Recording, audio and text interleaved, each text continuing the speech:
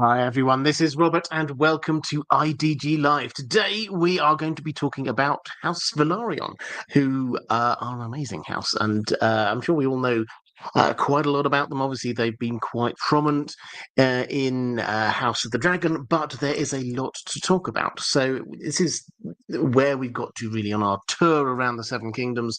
We're coming up into the Crown Lands. Now, the Crown Lands technically cover the islands just off of the coast as well. So I thought House Targaryen on its own was probably too big a topic, but we have a number of other interesting houses in the Crown Lands and around the Crown Lands, and the most prominent of all of them is House Velaryon. So I thought we'd start off looking at them. Let's should we get the map up just to start with? We'll, as always, answer questions as we're going through from my patrons. And as always, I've also got some, I'll pick up whatever I can from the chat as we're going through. But I will try and start with a little bit of an overview. Now, as I'm sure we all know, House Velaryon are a Valyrian house. Now, I've got a couple of questions on what exactly that means and what their status was back there. But the way that they tell the story is that they've got this storied past back in Valyria. They came over a long time ago, actually left Valyria itself and settled on Driftmark, which is the island. If you're having a look at the map, just so you got your bearings, if you're looking Westeros off the east coast, pretty much in the center of the map is King's Landing. Blackwater Bay is that sort of large, almost encircled area just off to the sort of the northeast of it, and the largest of the islands there in its mouth is Driftmark. So this was, when they moved to it, this was the prime location that was near Westeros but not quite on Westeros. And the Valyrians had a complicated history with Westeros. They had various prophecies. We don't know all the details of this, but they had prophecies that their doom would come from Westeros, particularly Lannister gold. And as a result, they hadn't expanded out to the west. And so what they seem to have done is to, one by one, sort of pick off a few of these islands off of the east coast of Westeros. There's also House Celtigar, who are another house of Valyrian descent, and then obviously a bit later along comes the Targaryens themselves onto Dragonstone.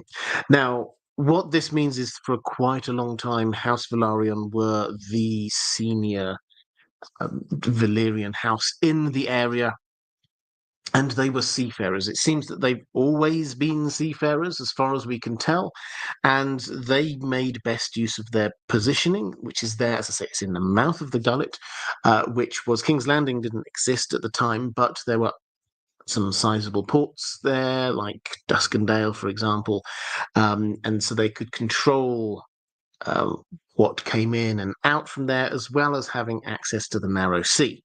So it was quite a strategically important island, and they, as far as we can tell, they coexisted relatively happily with not just with the Valyrian freehold itself over on Essos, but with the various kingdoms that there were in Westeros. Then the Targaryens arrived, and the doom of Valyria happened, and they found themselves one of only this handful of proper Valyrian houses left.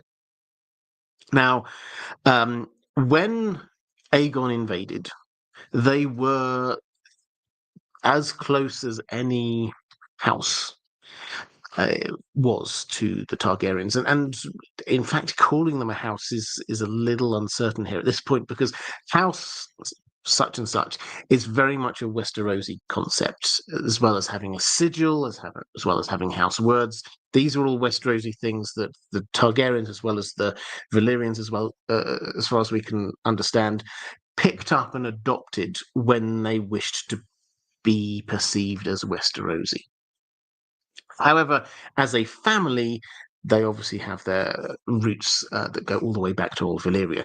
And as a family, they were close and tied in with the Targaryens, and had been for quite some time. They like to say, their closest ally for centuries, which we'll have to dig into, but we don't have any more information, implies, if it's not too much of an exaggeration, that perhaps they knew the Targaryens even before the Targaryens moved over, which could kind of make sense. However, they were very close, to the extent to which the mother of Aegon and his two sister wives was a Velaryon. We talked a lot last week about the Baratheons and how, a couple of weeks ago, how the Baratheons were hugely close and interconnected with the Targaryens. The House Baratheon obviously only came into existence after the invasion. So before that, there's absolutely no doubt the closest house to the Targaryens were the Velaryons. So even Aegon the Conqueror himself was half Velaryon, as it were.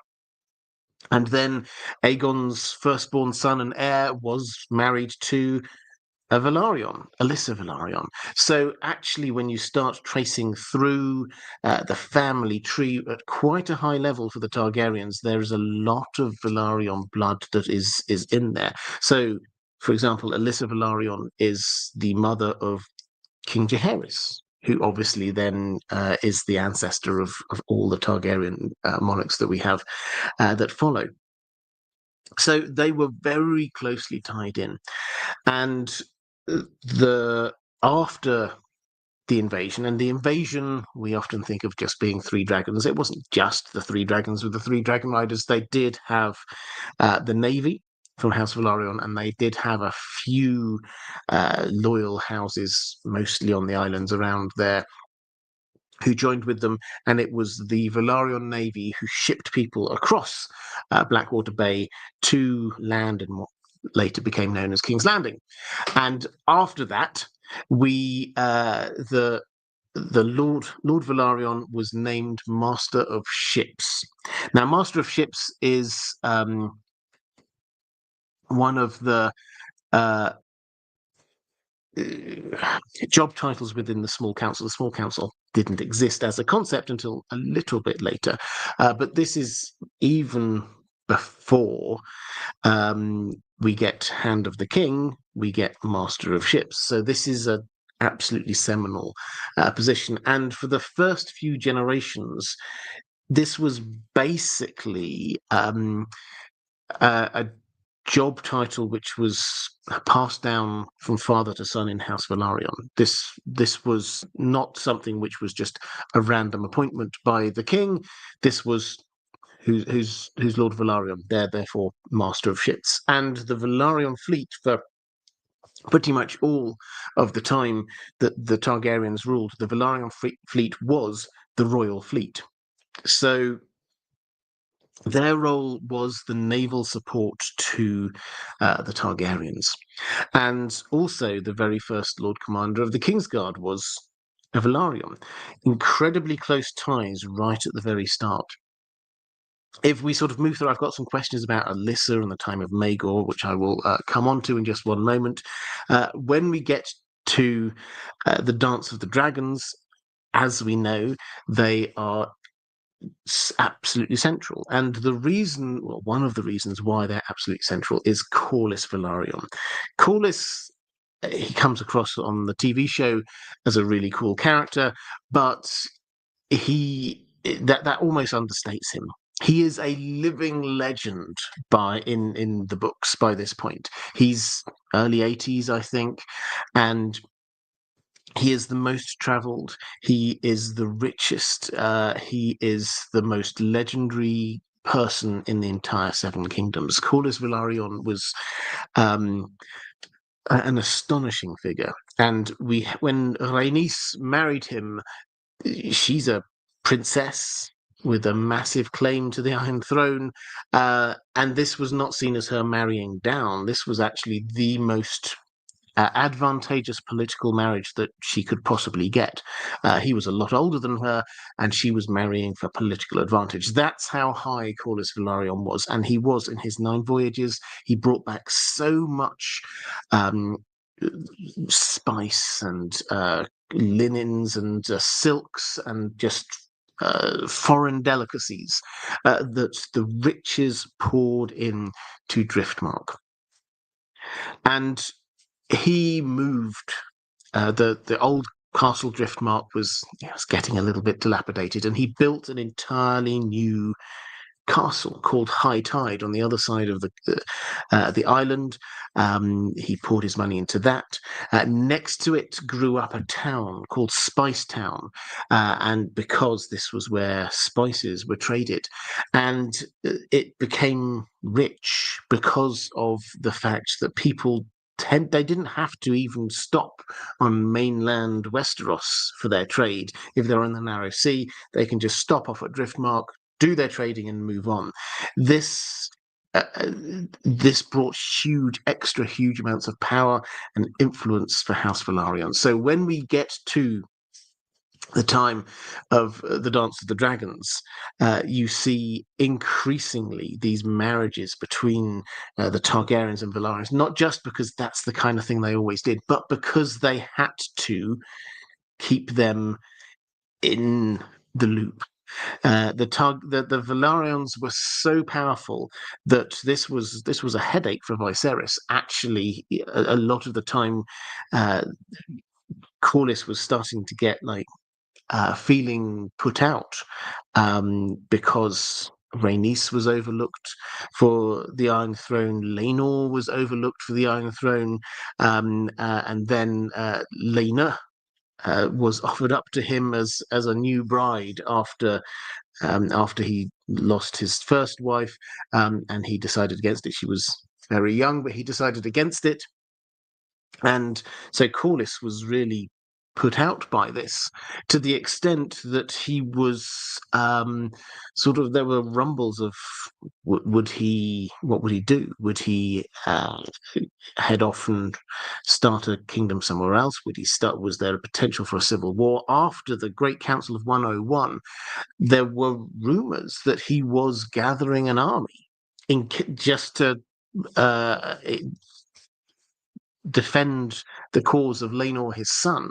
And if Laenor lost, he did in the end, he would potentially go to war. Daemon at that time was supportive of his brother Viserys, and he also started gathering an army, and apparently it could, at that point, have spiraled into civil war. Velaryons were hugely powerful. The Dance of the Dragons, though, was the thing which really knocked them down. After the Battle of the Gullet, the Triarchy fleet sacked Spice Town on their way home. They just destroyed it. They took its wealth. They sacked High Tide as well before heading home. And with the loss of that trade, with the loss of their riches, with the loss of Corlys Velaryon, who died shortly after the war, then the stock of the Velaryons fell. Now, they were still one of the most important and powerful families, but as you start moving through history after the Dance of the Dragons, this clearly starts to wane. The post of Master of Ships is no longer by default the Velaryons. The marriages between the Velaryons and the Targaryens, which used to happen all the time, start to dry up. There's a change in Targaryen policy, really, where they're marrying other families, trying to make sure that they can get, with the absence of the dragons, how do they consolidate their political power? Well, they marry other families let's bring in the Martells, let's make sure that we're marrying over to the Baratheons, let's try and see whether we can broker marriages to other influential families, the Redwynes perhaps. So this is the kind of thing which happened, and so slowly the power and influence of the Velaryons started to wane. they were still the owners of one of the three largest navies in the Seven Kingdoms, and it was still the Royal Navy, basically. But whereas it was very clear in the first half of the Targaryen rule that there were three hugely powerful families just below the Targaryens, being the Hightowers, the Baratheons, and the Velaryons, that soon started to the Velaryons soon started to drop out of that. The Lannisters became more powerful under Tywin, for example. The Baratheons did keep their position of sort of power, but then also you get the Tyrells who are there and become powerful. The Starks remained obviously up in the north, but you get other houses who start to overtake the Velaryons. So that's the situation when we get to Robert's Rebellion, and in Robert's Rebellion, then the Velaryons are supportive of Aerys. They're on Targaryen side, of course they are. However, Aerys and all the Targaryens get kicked out. What do the Velaryons do? Well, they go pragmatic, and then they bend the knee and they say, okay, who's our new liege lord? And it turns out Stannis gets Dragonstone, so Driftmark now pays fealty to not to the Targaryens as they have done for centuries, but to House Baratheon and to Stannis in particular. When we move forward to the War of the Five Kings, you'll find that they do support Stannis, the main story that we've got now. They do support Stannis.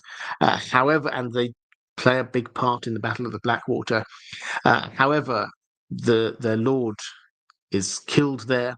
We get a new lord whose bastard brother, Aurane Waters, gets captured at the Battle of the Blackwater, and he bends the knee to the Lannisters. We've got some questions about him. He's a fascinating character. He bends the knee to the Lannisters, and he manages to work his way back up to being master of ships and a bit of a favourite of Cersei's. So the last we see of him, however, is when Cersei gets arrested, he takes his fleet and scarpers. Where we don't have full confirmation, we've got, I think, a reasonable idea. But as I say, I've got a question coming up about that. So that is where we're at with House Velaryon, an ancient house, a house that reached its zenith really under Corlys Velaryon and around the time of the Dance of the Dragons, but since then has started to kind of slip back down the rankings a little bit. Okay, a couple of questions from the chat. Michael Trainer saying, off topic, but I was rewatching your live stream on a shy. Well, that'll have been a few years ago.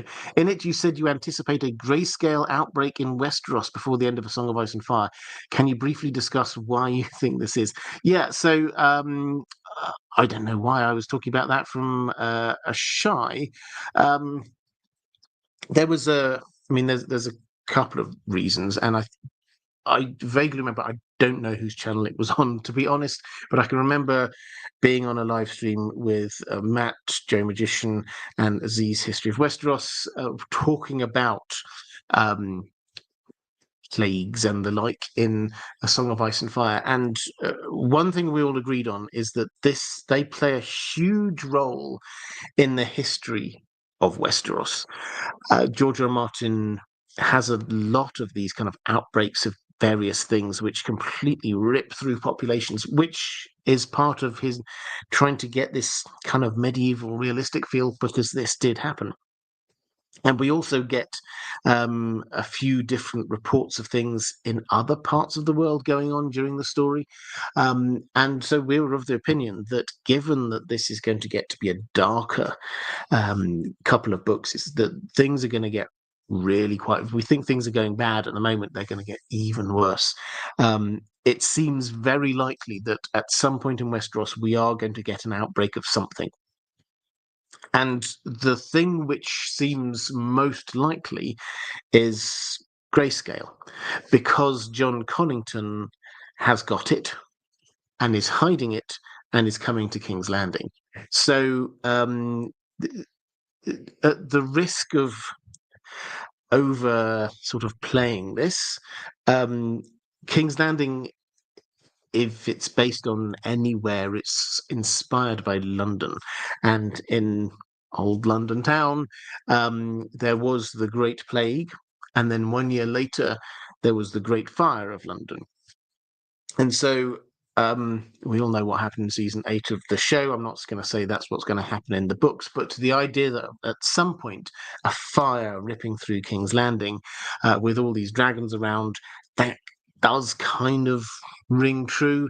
And the good news of the Fire of London was it did wipe clean the plague, and so they could start again, devastated amongst ashes and cinders. But the plague was gone, and that, I wonder, is this. It fits this kind of bittersweet feeling that we're told to look for.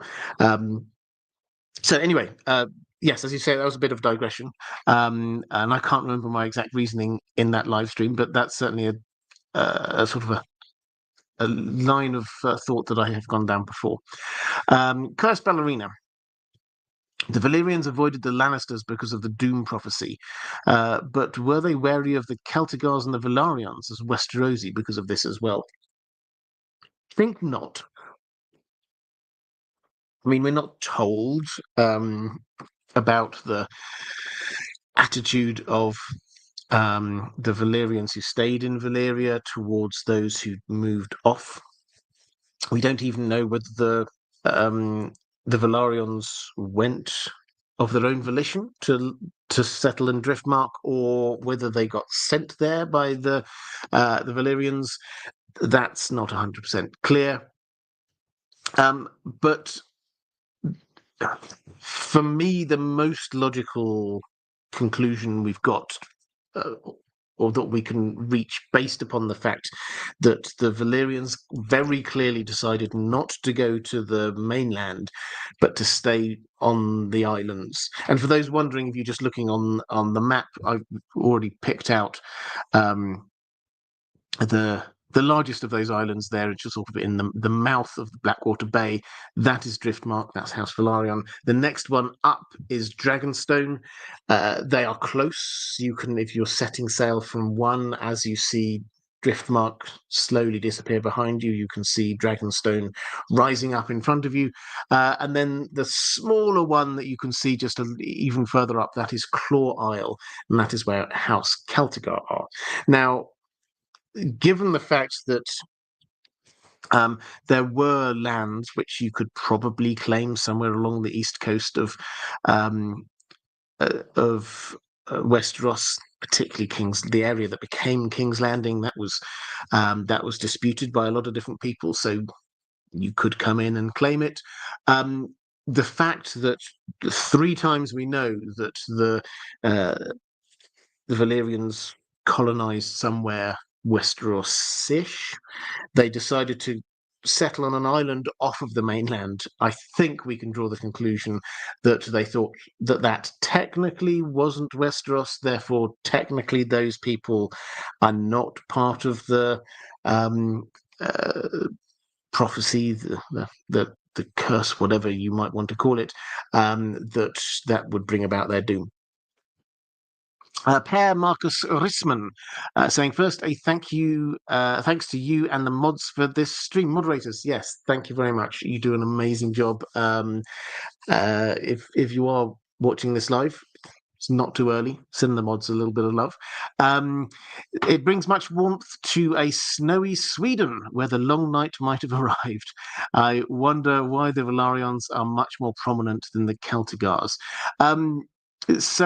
Well, hello to Sweden. Yes, I can well imagine that they're even here in sunny England. Then the nights are drawing in. It gets dark here 4:30, something like that, in the afternoon. So yes, I dread to imagine what darkest Sweden is like at this time of year. But In terms of the Celtigars and the Velaryons. Now, I might wrap this up actually with questions I got from my patrons and sort of talk about it all in the round. Magma Frost 13 says, "Hi Robert, can you talk about what kind of standing House Velaryon had among the Valyrians before the Doom? What kind of relationship, if any, might they have had with the Valyrians who built Dragonstone?" Lady Vaughan-Strauss saying, "How did a powerful family like the Velaryons fail to become dragon riders? Was it a matter of wealth, aristocratic position? Were they late in the game? And does their weaker propensity towards intermarriage support the idea that blood magic bonded the old Valyrian dragon riders?" Okay, so there's a lot of different questions there, but all around this idea about the kind of the social standing of the various Valyrian houses.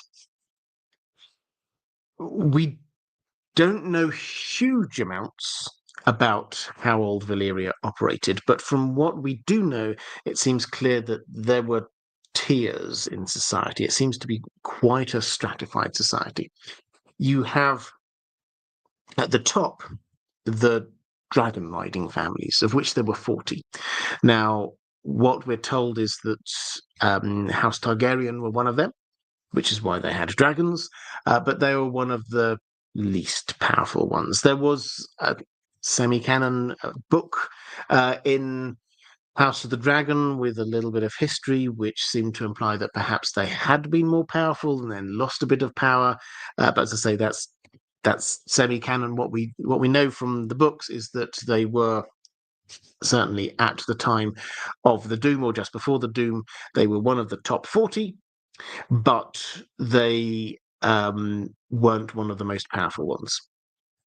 So they seem to have been involved, those 40 houses seem to have been involved in this kind of endless games of politics and power games between them. And the fact that we know a number clearly seems to imply that that's the limit. That's how many of these noble houses there were. And clearly, to pick up the sort of the blood um, blood link across to the dragons, the implication has to be that only those 40 had whatever kind of magic originally bonded the Valyrians to their dragons. It was only those 40 families who had that. And the way that the Targaryens guard so jealously who they marry to and who gets access to dragons very strongly implies that this was also the way in Valyria, is that only those 40 families, members of those 40 families, could ride dragons. Other people could not. This was a closed shop. This was an oligopoly. This was a small group of families who had the dragons and nobody else did. That's the top tier. The next tier were Valyrian noble families of some kind. Certainly, the Velaryons seem to be a part of this. These were free peoples. They lived in Valyria. They were Valyrian. They were presumably reasonably rich and well off, but they did not have dragons. So that seems to have been the second tier.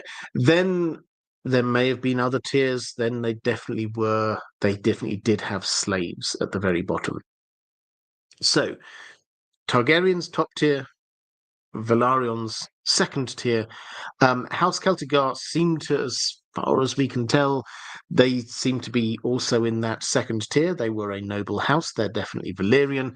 However, yes, you're right. They were less powerful. Maybe they were a lower tier. We don't know quite how detailed this stratification was. Maybe they were in a third tier of families, but certainly they seem to have been less powerful in Valyria than House Velaryon. So, why did the Velaryons not get to ride dragons? Because they weren't allowed. They weren't one of the top 40 families. Why are they? more prominent than the Celtigars? They probably always were more prominent than the Celtigars. Whether that's because they were really in a different kind of strata, we don't know. But I think the most telling thing is the way that, as you've obviously picked up, as everyone's picked up, is where they or how they are treated by not just the Targaryens but also the Velaryons. They're treated as being, oh yes, you've got ancestry from there as well, but you're not as important. Maybe they'll have a seat in the small council, as they certainly did in the Black Council in the Dance of the Dragons, but mostly not. There was no assumption that they would have a particular. They didn't seem to have a particular thing that was theirs, like the Velaryons. They had their navy. There's nothing that House Celtigar um, having, as far as we're aware. They apparently they did have a Valyrian steel weapon, but that's largely it. They're also, and probably the most um, clear sign of where they are in the pecking order is that they technically, according to them, they a lot of Cracklaw Point, which is, again, if you have a look at the map, if you see the sort of the uh, towards the top above Blackwater Bay, you see that's kind of long pointy bit that sort of goes up. This is Cracklaw Point, and there's a lot of old houses there, who House Celtigar claim owe them fealty, but they claim not. They claim because they personally bent the knee to Queen Visenya during the early days of the conquest, they owe their fealty direct to the Targaryens and not to the Celtigars. Now, that seems to have been an ongoing dispute for about 300 years by this point, by the time of the story, and at no point in that did the Targaryens bother to come in and say, actually, you guys, you need to give them some money. Actually, you do need to be paying attention to them. They just let them go. Now, do the Targaryens hugely care about the well-being of the small houses in Crackler Point? No, not really. They're not bothered about that at all. But clearly, they're not that bothered about House Celtigar either. So there's they always have been small and not particularly powerful. Lunar Cascade. Did the Velaryons own any Valyrian steel? We're not aware of it, but that doesn't mean that they don't. My instinct is that if the that the rich and powerful phase for House Velaryon came after the Doom of Valyria, and that would be when they would have purchased that kind of thing, but they couldn't. Okay, right. Let's go to a question from Rasla. Do we have any information on Corlys Velaryon, the son of Daemon, and his death, or any great deeds carried out during his life as the first Lord Commander? There doesn't seem to be much written about him. So no, there isn't much written about him. He is the person after whom the Corlys Velaryon we know is named. He was brother to Lord the third Lord Velaryon after the conquest. I think the second, son of Daemon, and he was made after the story of the creation of the Kingsguard. Is basically Aegon had a couple of assassination attempts on his life by the Dornish. It's kind of understandable. The Targaryens kept on trying to invade Dorne and kept on burning their cities and castles and people with dragonfire.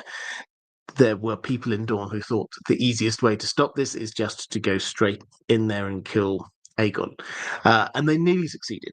They didn't succeed because Visenya was there. And she and Aegon, it seems, was kind of relaxed about this. He was, pardon me, he was, so whereas Visenya would be sleeping in her armor, ready for just the slightest noise, and she'd be up there, Dark Sister in hand, get just ready for battle. Aegon seems not to. He happily slept in. I don't know what he slept in his pajamas. So he didn't sleep in his armor. Um, he seemed more relaxed about all of this. And then Visenya confronts him at one point and says, "Look, that last assassination attempt, they got really close." And he said, "Yeah, but I've got guards and you're around." And she says, "But I'm not always going to be around. And as for your guards," and she suddenly drew Dark Sister and she slashed him across his face. She cut his face and said, "They couldn't stop that.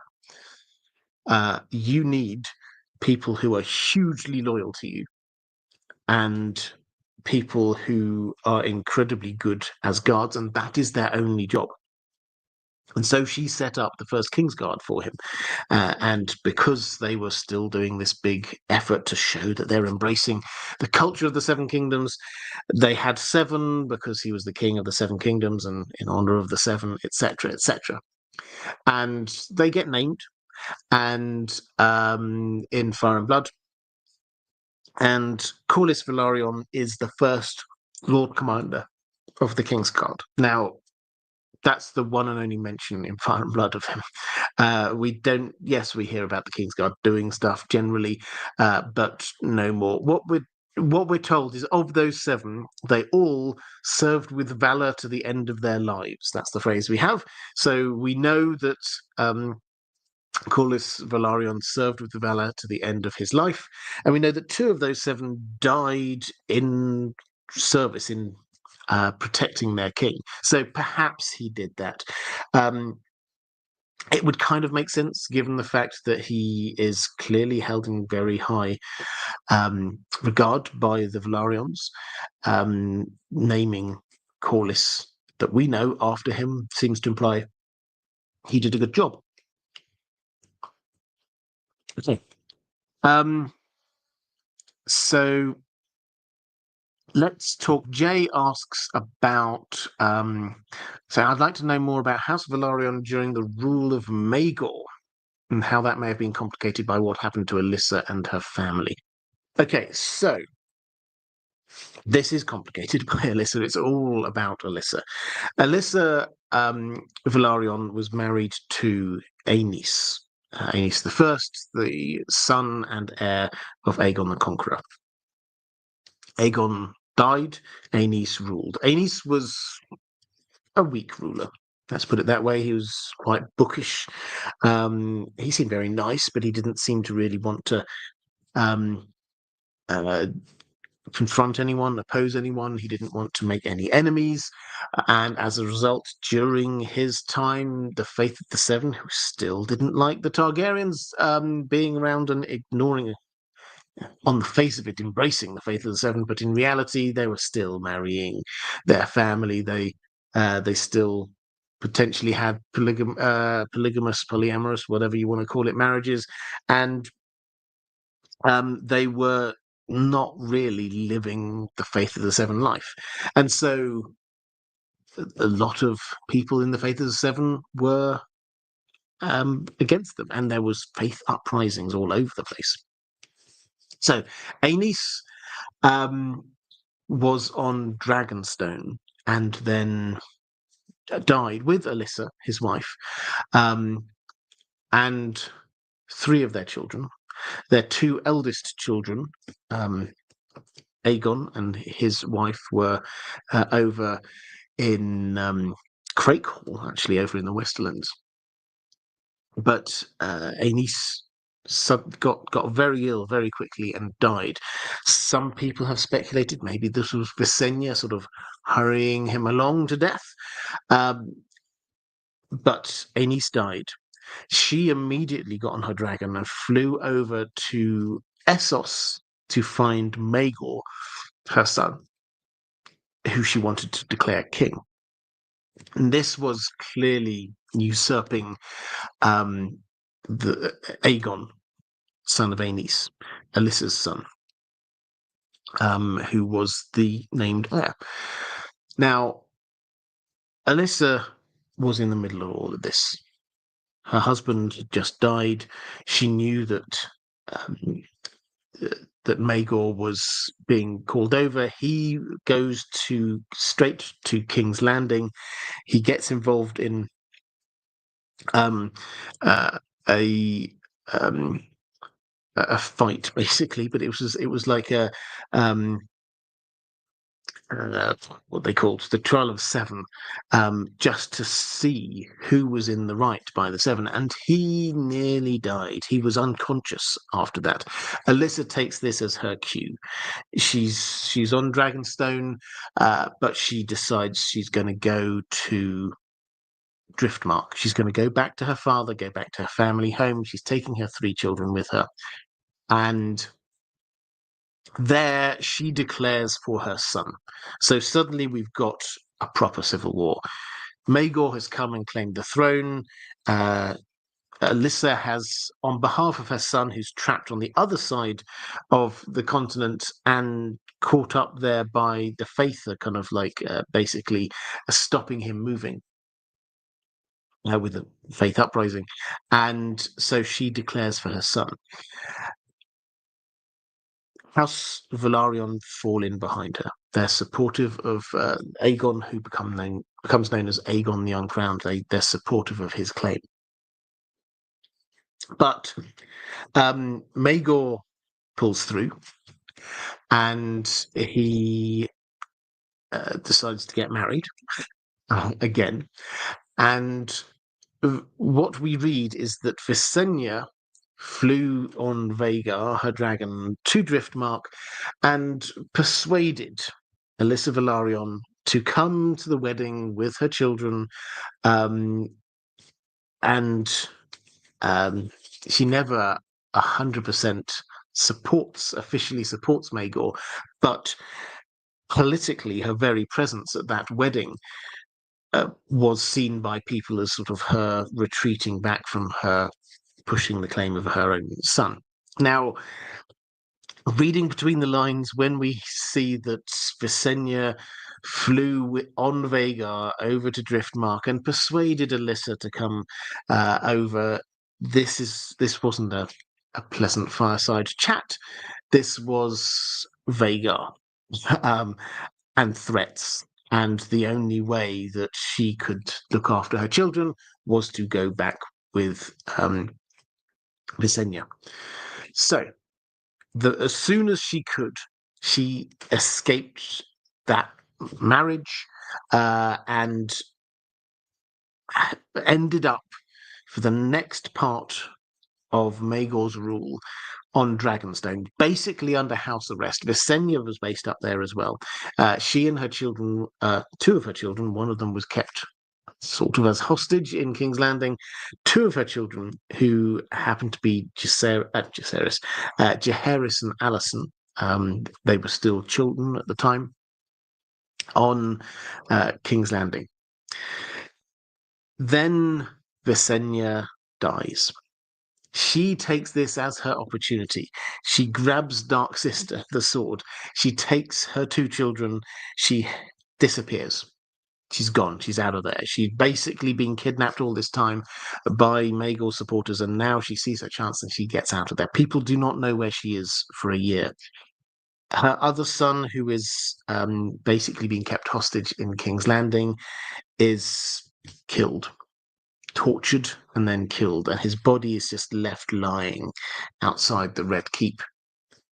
With the thought being, it's a rather horrible thought, George R. R. Martin sometimes does go a bit horrible, that maybe this would tempt her to sort of come back and collect her son's body. But no, the body just lies there rotting for quite a few days, and eventually they decide to burn it.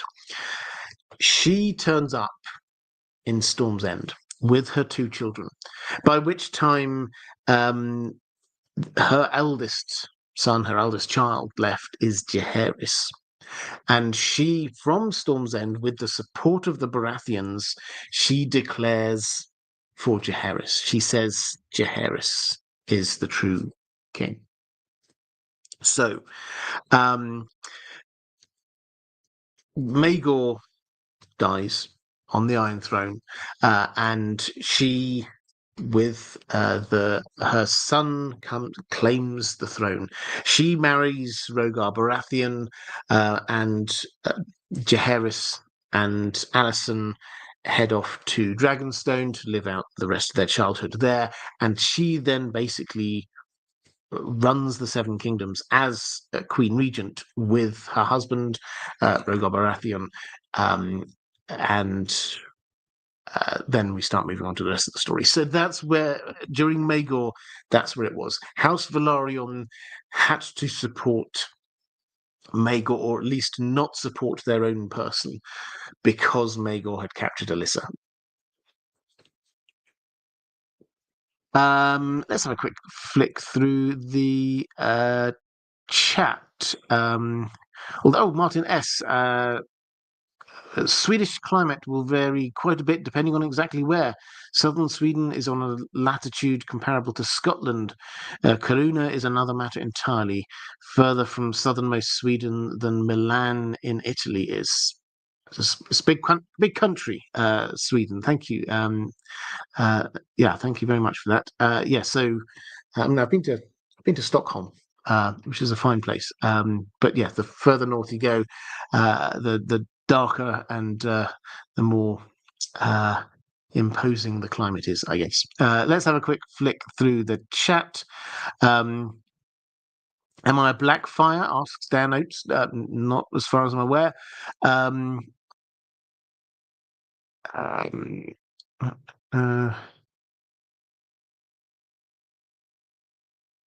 Quick flick through. Finnish, the same language family as Alana Prestein of Bravos, asking about which language family where Finnish is. Is it in Hungarian? I do not know the answer to that one. Okay, let's go over to another question from one of my patrons.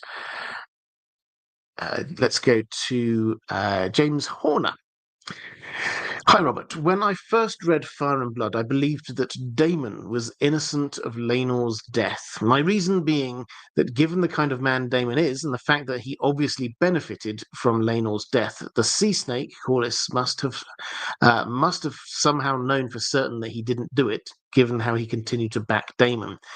Why do you think the show decided to go the direction they did? I think it makes Corlys and Rhaenys look like mugs fighting for Rhaenyra despite believing that she had their son killed. I understand not wanting to kill another gay character, but surely they could have done it another way. Corlys and Rhaenys seem like such a power in the book. Yeah, so I mean, I think I would agree with the. This was not one of the creative decisions I liked in season one. I thought season one I really enjoyed of House. I enjoyed season two as well, but season one I particularly enjoyed of House of the Dragon, and but the decision to make Laenor's death actually not his death, and allowing him to then escape, I can understand from the perspective of the show why they might have done it. I mean, I don't think it's just not wanting to kill a gay character. I think it's also this is quite a dark show. When you look at it, this is a tragedy that it starts quite dark and it gets darker and darker. And there are very few characters that you can say get the ending that they deserve or a good ending for them. And so I entirely understand the desire to say, well, it doesn't change huge amounts. If he heads off over to Essos, lives his best life over there, and nobody knows, and he doesn't return, there's no overall impact on the story, and I kind of get that. But the fact that they combined this with Corlys and Rhaenys believing that Rhaenyra and Daemon had killed their son, and yet that didn't really impact on the way that they interacted with those characters. Rhaenys still played this kind of like wise mentor figure to Rhaenyra. Corlys still seemed to really quite get on with Daemon. So the characterization bit didn't work. So but that's the shake. In the book,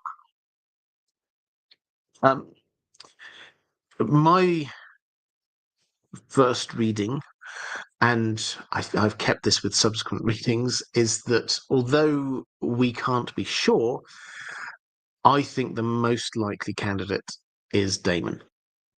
Now, for those who can't remember the details of this, what happens in the book is that Laenor dies in a quarrel with Carl Corrie, who is his lover. Not in a random quiet room in the castle, but out in, I think it's in Spice Town, in full view of lots of people. Carl Corrie kills him in a duel. Apparently, they'd been arguing. The gossips say that perhaps Laenor had got another lover, and Carl Corrie didn't like that. Whatever reason, they definitely argued, they definitely fought, and Laenor was definitely killed. Carl Corrie then disappears. The witnesses there say that he made off in a boat that seems to have been waiting for him, which seems to imply maybe there was some kind of premeditated element to this, not just a in the heat of the moment thing. And then we don't really hear much more than that. We get Corlys puts out a big bounty for Carl Corrie, but he's never found. Nobody knows where he went. Mushroom is the person who suggests that this is probably Daemon, and that Daemon had paid for Carl Corrie to kill Laenor. Definitely Carl Corrie, as far as we can tell, he had, and I can't remember the exact phrase, but he had the tastes of a lord, but the budget of a commoner, or something along those lines, and was a gambling addict. And so it entirely kind of makes sense that maybe he could have been caught up and needed money, and maybe Laenor was moving on to somebody else, and he saw this as a way out. The fact that he was never found seems to kind of tie in with this idea that maybe Daemon then killed him to get rid of the loose end here. It all sort of works, and the motive for Daemon doing it is, I think, pretty good, and for the reason why, if you take the context of what happened, this is the year 120. And at the start of the year, Daemon is happily married to Laena, and Rhaenyra is married to Laenor. She has a lover, Harwin Strong. And Daemon has been pushed further and further away from power. Now, if you remember this year, the third day of the year, Laena dies in childbirth. There's no hint of any wrongdoing here. There's no hint that there was anything. It's just this happened in medieval times. It's a tragedy, but she died in childbirth. And we're told that by the end of that year, not only were Daemon and Rhaenyra married, but they'd also got their first son. Aegon had been born. So what happens is that it's not so much just that, yeah, this might have been in his interests, but the three deaths had to happen in order for that marriage to happen. And they happened in the space of at most 3 months, but probably a lot less time than that.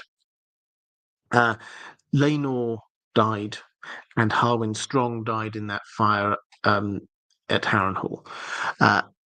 Within that opening 3 months, Daemon and Rhaenyra married. They both just lost their loves, but then within a matter of weeks they were married and Rhaenyra was pregnant. This is so rushed that it makes the whole thing look very suspicious. Now, is that foolproof evidence? No. It's not foolproof evidence. It's entirely possible that this was just an argument between Karl Corrie and Laenor, and Karl Corrie then just scarpered. He went out of there, got on a boat and went away. It's the sensible thing to do. It's entirely possible, but it's just very coincidental that happens right after Laena's death and just around when Harwin dies as well. And the person linking all of that is Daemon.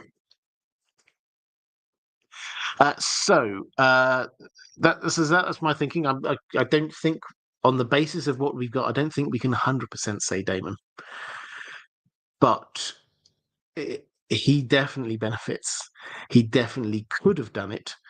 And it is all the speed at which this all happened is very suspicious. Okay, let's go to a question from Catherine Furseth saying, "Hi, Robert. I wondered if there's any place in the world books, Blood and Fire or Song of Ice and Fire, any mention of the Velaryons having dragon dreams. We know that they were not dragon riders in Old Valyria, but with all the intermarriages, at least after the Targaryens settled on Dragonstone, they should, in theory, have this possibility. Also, why didn't the Velaryons settle on Dragonstone? Is Driftmark an equally volcanic island?" Well, in answer to that second bit, as we said, the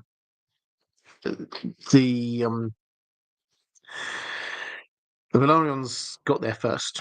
Now, it's entirely possible that they didn't have an option here. The Valyrians bought Driftmark. Dragonstone wasn't for sale, and they got told to go. That's possible. That's why they were there. But if they did have a choice, they didn't have any dragons. They did like boats. So where are they going to go? Dragonstone is actually quite a small island. I mean, it's a reasonable size. It's got a castle. It's got town, villages, sheep, lots of space for dragons, etc. It's not tiny, but it's not big. And it's also not very nice if you don't like dragons. Nobody likes it. Stannis constantly complains about the smell of it, and it doesn't. It's got basically a big volcano in the middle. The sulfur comes up. We're told it sort of like comes up from the ground in this sort of puffs of really quite nasty smelling steam. It's not a pleasant place. And similarly, because it's very rocky, it does. I mean, it clearly has a harbour there, but it's not a natural port. Driftmark is larger. It's actually slightly better placed, being right there, the last significant island in the mouth of the Blackwater Bay. And it seems to have Spicetown, certainly, and seems to have been quite a significant, during its height, quite a significant port. And then you also get Hull, which also seems to have been quite a significant place as well, in terms of shipbuilding. So it had everything. If you were wanting to build ships and have ports, it seems to be the logical place to go. You would only go to Dragonstone if you wanted somewhere to keep your dragons. So that's the second part of your question. The first part about the dragon dreams. No, the short answer is no, we don't have any records of Velaryons having dragon dreams per se. But you're right that there was a lot of intermarriage between the two families, which the bits we know, certainly in the early part of the story, they are more Velaryons marrying into the Targaryens rather than Targaryens marrying into the Velaryons. So Rhaenys is where the Velaryon, where the Targaryen bloodline comes into the Velaryons in the story that we know. And obviously she has Laena and Laenor. Laenor, as far as we're aware, had no children. Laena had her 2 children, and that through there is where we get Targaryen ancestry coming into the Velaryon line. But more often, it seems to be Velaryons marrying Targaryens. So a Velaryon woman marrying a Targaryen man. Now, we don't know any of those Velaryons who had the dragon dreams, but we know Aegon had a dragon dream, and Aegon is the son of a Velaryon. So we get to this point sometimes where the family tree is so interconnected that where the line is between the 2 houses, you could draw it in a number of different places. Certainly when we get to the Dance of the Dragons, House Velaryon, I mean, technically it's its own house, but really it's just an extended bit of House Targaryen at that point in time, to the extent to which they 2 or 3 times had somebody who was potentially going to be the ruler of the 7 kingdoms. Rhaenys could have been, Laenor could have been, Jacaerys could have been, Lucerys could have been. So there's lots of people within the wider House Velaryon who could have been. So exactly where you draw that line, who knows? But in the sort of the very boring way of saying, well, are you a Velaryon? Is your surname Velaryon? Those people didn't seem to have dragon dreams, but their descendants through the Targaryens definitely did. Let's go to a question from, actually, what I always try and do an hour or so into my live streams is just to say a couple of thank yous. So I will do this very quickly. First of all, I've already done it, but thank you, moderators. You do an amazing job. If you are watching this live over on YouTube, if you're watching this live over on X, by the way, hello, I see you. I know you're there. And if you're watching this back later as well, hello. But if you're watching this live, if you're in the chat in YouTube, could you just show a little bit of love to the moderators? They do a fantastic job just keeping it an uplifting place, and a safe place as well, I hope. So please do show them a little bit of love. The second group of people I always try and thank are my patrons. Genuinely, I can't do what I do without your support, so thank you for that. If you do want to support this channel, the best way to do it is via Patreon. There's a link down in the description somewhere. Okay, let's go to a question from Michelle Raimo saying, "Hi, Robert. I hope all is well with you and Dan." It is, thank you. House Velaryon, my favourite house. A bit of tinfoil for you. The cannibal, the dragon, the cannibal, is said to have flown over Corlys's funeral in Fire and Blood, and Adam and Alyn are most likely his children. It begs the question, where did they get the dragon riding gene from? My thoughts are that Corlys has the dragon riding gene through multiple generations of Targaryen-Velaryon marriages. The cannibal flying a salute over his funeral is, in my theory, saying goodbye to who should have been his dragon rider. What are your thoughts around the Corlys/cannibal theory, and do you believe that Corlys could have claimed a dragon? Similarly, Jacob Amable Lima says, "Hello, Robert. My question is about cannibal flying over the funeral of Corlys. Do you give any credence to the rumor?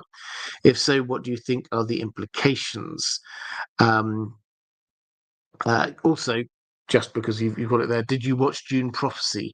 I haven't yet, but I'm very excited about it. In fact, I've got an introduction to Dune video coming out hopefully next Wednesday. Yeah, I'm really excited about Dune Prophecy. I will be watching it very, very soon. I didn't get a chance to watch the first episode. For those who don't know what Dune Prophecy is, this TV show, HBO, this is you've seen, I'm sure, the Dune films are based on the Frank Herbert book. This is a prequel, 10,000 years beforehand, about.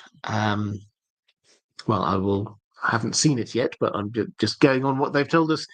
This is about the start of the Bene Gesserit work that we see reach its fruition in Dune, the main Dune story. So I'm really excited about this. It looks like, well, the trailers looked really good. It's got what looks like a really strong cast with Mark Strong in. And yeah, I haven't seen it, but I'm looking forward to it. But let's go to the questions here about, first of all, could Corlys Velaryon have claimed a dragon given the chance? I mean, this is one of those things that we don't know because it's not quite a lottery, but it seems quite easy for Targaryens on the whole. They may or may not get their first dragon of choice, but the Targaryens generally did get dragons. The Velaryons did not get offered dragons. So the boring answer, he was never going to be offered it. And so would Cannibal therefore be the dragon that he should have had, if you're saying that the bond between a dragon and the rider is based on this kind of Targaryen gene, then I think my answer to that is therefore no. However, as you quite rightly point out, he will, through intermarriage. We don't know. I mean, we don't actually know all of that bit of the family tree for the Velaryons, but it looks like it was probably a few generations in the past when last there was a Targaryen infusion into the Velaryon family tree. But so, and the third thing I would say is that although we don't have all of the information about Corlys and his thoughts and what happened with him, there's never a hint that he had a particular affinity for dragons. He clearly loved exploring and sailing, and when he marries Rhaenys, though, that doesn't we don't get the and all the time they were flying together and she took him up and they were flying together on a drag. There's never any hint of that. There's never any hint of dragon dreams for him. There's never any hint that he says anything like, "Oh, if only I had a dragon, I would whatever." So that is absence. Now, absence of evidence is not evidence of absence, but I can't see any solid evidence that he is drawn to dragons in any significant way. So, next bit of this equation is what then about Adam and Alynh? I think I've got another question about them in just one moment. I do buy into the idea that they are almost certainly Corlys's bastard children. And as we know, Adam became a dragon rider. So where did that come from? If we're saying there has to be some Targaryen link, I think we shouldn't necessarily assume that this comes from Corlys, because they had obviously they had a mother who seems like quite an indomitable woman. When her father died, she took over a business and built a shipbuilding business, and then had a whole load of ships. This kind of like a merchant, almost a merchant navy, as far as we can tell. She seems a really strong businesswoman, although she's always described in Fire and Blood as being, quite, just somebody from Hull.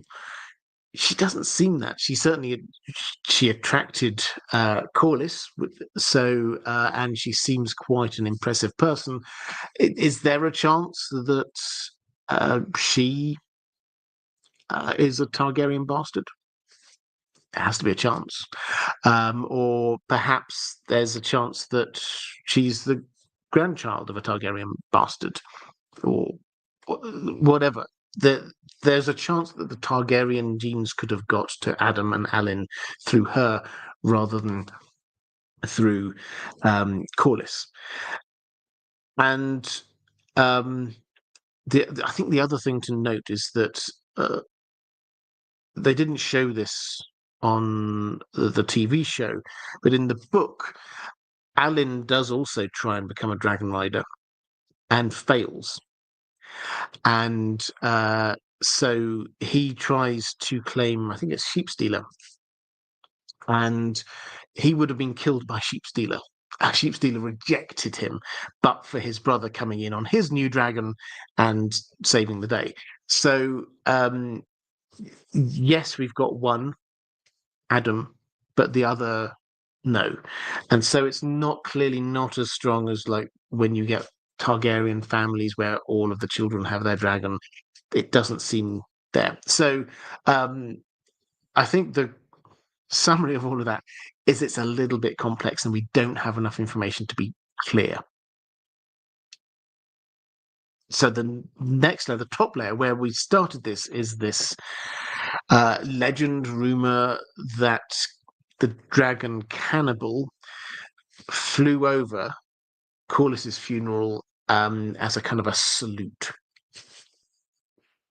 Do we buy this? Well, so Corlys's funeral in the book, he gets put on his boat, and that goes out to sea, and then they sink the boat. And the thought was that out in the sea, it all descends, and as the prow was just going under the waves, then the dragon cannibal came and swooped over. Now,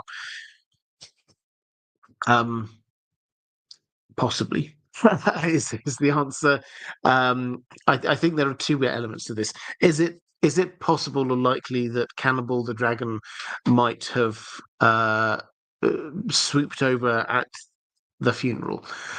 Yeah, it's entirely possible. There's no reason that Cannibal seems to have been, or probably was alive at that point. We don't know for certain when Cannibal dies. We think Cannibal survived the Dance of the Dragons, but we certainly know that within a couple of decades after that, Cannibal was considered not to be there, to be dead.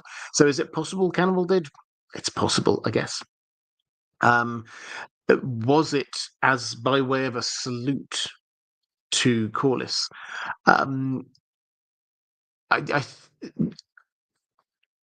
As a generic salute, I can't see why. That feels a lot more like the kind of thing that you would sort of say that, oh, look, there's a dragon. This is a sign that the dragons are saluting Corlys because he was such a great guy. Corlys was not a dragon person, as we've established. As far as we can tell, he was a ship person. So there's no particular reason why a random dragon would just turn up and sort of salute him. The argument that you've got there, Michelle, that perhaps he should have been the dragon rider for Cannibal. I mean, I think that's the only. If you think that Cannibal was saluting him in some way, giving a send off in some way, I think that's the only kind of reason you'd give. But all the implications are that Cannibal is pretty old and has been pretty feral for a long, long time. So the idea that, as far as I'm concerned, the idea that he was in some way destined for Corlys, but Corlys just never went and claimed him. Cannibal seems to not have been destined for anyone. It would be my guess. So, and there's no other moment when we read about Corlys he was on Dragonstone, and Cannibal came out and gave him a little sniff and a lick. That didn't happen. I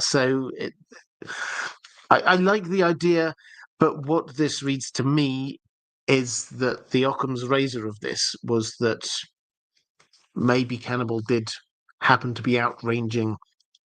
As we've already said, they're actually quite close, Dragonstone and Driftmark. So maybe he was just out flying and went to see what was going on. There's a whole load of people there just on a boat, not doing anything. Perhaps he was feeling peckish and went to have a little look. And the people there took it as a sign because they didn't know. In the same way that we don't know, they decided, well, that's a nice story to tell everyone. We went there, we gave him the send off, and then a dragon came and gave him a send off as well. Because let's not forget, at this time, the dragons have all gone. There's 4 left, and the other 3, and they're definitely not going to be coming out. So the only dragon that was there that potentially could do it was Cannibal. Whitney Davis, how do we think Corlys and Rhaenys got together? How old were they respectively? How old were they respectively? I did look this up a while ago. There was quite an age gap. She was, I think, 16, and he was maybe in his 40s. That's the kind of, big age gap going on here, like a 30-year age gap kind of thing between them. And it seems to have been her who did the running on this. It seems to have been her trying to shore up her claim to the Iron Throne, because she's the queen who never was. We have to kind of remember she was the oldest child of the person who had been heir to the throne. So she thought that she should inherit, and so did, incidentally, Queen Alyson, her grandmother, thought that she should inherit. And she will have been very aware that there will be people who thought that she shouldn't inherit. It should not pass to a woman or through a woman. It should go to someone else. And so the way to shore up her claim was to marry the most powerful, richest, and most influential person in the land. And forget the age gap. She, as far as we can tell, she headed off. She proposed it. He was all right with it, and they got married, because he also seems to have been quite ambitious. He, from what we see going forward, he gets angry when his family do not progress because of this marriage. So he clearly saw this as a political marriage as well. Now, as it turns out, the two of them seem to have had, and I loved the way they showed this on the show. I thought their relationship was very believable and quite tender at times, while at the same time showing that they're both very strong-willed, independent-minded people. That came across, actually, incidentally, I think, a whole lot better in the show than it did in the books. It's not developed so strongly in the books, and indeed the hints that Adam and Alan are his bastard children comes with it this idea that he didn't recognize them before because he didn't want Rhaenys to get angry, which kind of hints at there being an extra level to all this that perhaps we don't see so much on the show. And he does recognize them, or want them to be legitimized the moment that she's gone, within a year. Obviously, events are moving very fast, but that's what happens. And the implication, or I think it's Mushroom who basically says that this is because she's gone now, and he feels that he can get away with this without her being there and being angry with him. Caius Ballerina, could Nettles have been Corlys's seafaring Velaryon bastard from the Summer Isles, with some dragon rider ancestry? So Daemon loved both his daughters.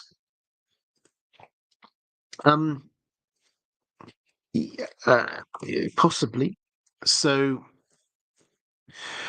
the identity of Nettles is a mystery.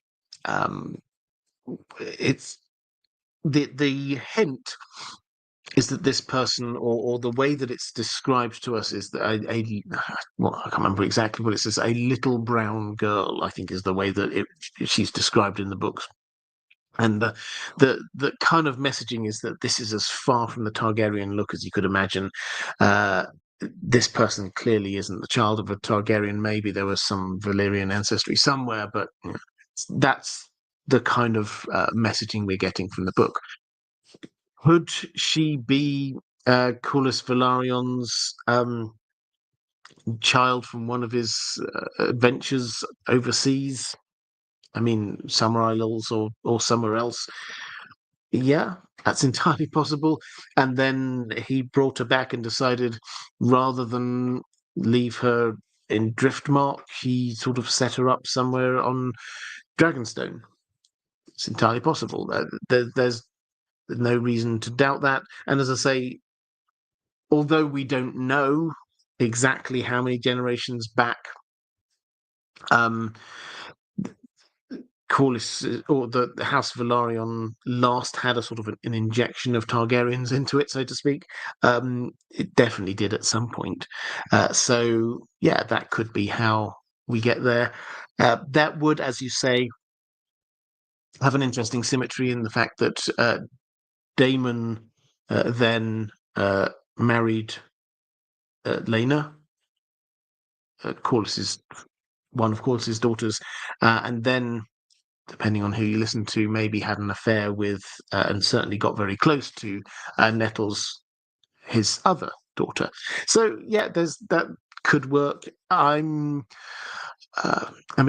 I tend to this idea. I don't know if we've got any huge amounts of evidence for it one way or another from the book. It has to be said. I tend to the idea that maybe he just got on with her. Maybe it was Daemon's daughter, and he discovered this. There's, I think that there's definitely an element to what happened with Nettles, with Daemon. To he realizes that he's past Rhaenyra, and if Rhaenyra turns against him over something that actually isn't him and his fault, then that's why at the end he says that he's been too long in this life. Because that's, incidentally, that's the Daemon character arc has to end with this kind of world weariness. Because the little bit of conversation we have with Aemond, slightly going away from House Velaryon here, but I think there's an interesting digression. Aemond confronts Daemon. They've been sort of waiting for this battle between the two of them for quite some time, and Aemond basically says, "You've been too long on this earth. It's time for you to die." And Daemon says, "On that we agree." So the hint is that Daemon, and then Daemon does this kind of like, I mean, he kills Aemond, but he does it in a way that he knows he will die too. So he has got to the point where he actually does not wish to carry on living there. He's happy to sacrifice his own life to get rid of Aemond. And so whatever you think happens with Nettles, you have to grapple with this idea that that dynamic and what happened with the letter from Rhaenyra, that pushed him finally from a point where he seems quite happy. He seems quite happy there with Nettles, but he gets pushed over to the point where he goes, that's it. I've been on this life too long. And for me, him having being in love with Nettles, which is what some people have suggested, that doesn't hang right there, because he would then wish to carry on with that. If he's got some new hope in life, he would wish to carry on with her.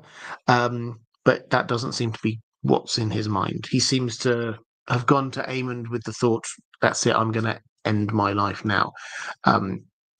So I think the implication is that maybe he did love, for me anyway, he did love Rhaenyra. He found something with Nettles that wasn't a romantic relationship but was close, which could have been that was his daughter. But it was when he realized that Rhaenyra had fully turned against him that he decided, that's it, I'm done with this now.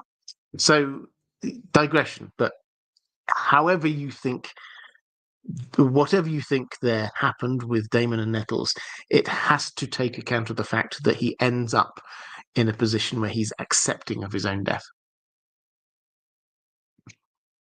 Sarah Awesome Sauce saying, just showing love and support to the channel and the moderators. I've been missing catching you live, Robert. It's so lovely to see friendly, familiar faces in the chat. We really have the best community here. Well, thank you so much. And yeah, I would agree. The community here is fantastic. Thank you. Phelan Nivel Walker. Off topic. Just listen to an old Lord of the Rings Q&A and have an answer for one of the questions. Oh, okay, excellent. So, Tolkien's favourite music was Lemminkainen Suite by Jean Sibelius. There you go. I did not know that. I can't remember the question, but I'm very happy to share the answer. Right, let's go to Simon Schaffner saying, it seems crazy to me that Corlys just abandoned Driftmark after he built his new castle. I thought ancestral stuff is a big deal in this world. Does he just let it become dilapidated? Does this reflect anything about his worldview? This move makes me dislike Corlys. It's important to take care of the things we already have instead of just buying a new one. Okay, so really interesting point. So the ancestral home, we don't know for how long. We don't know how long the Velaryons were there on the island, but their ancestral home was Castle Driftmark.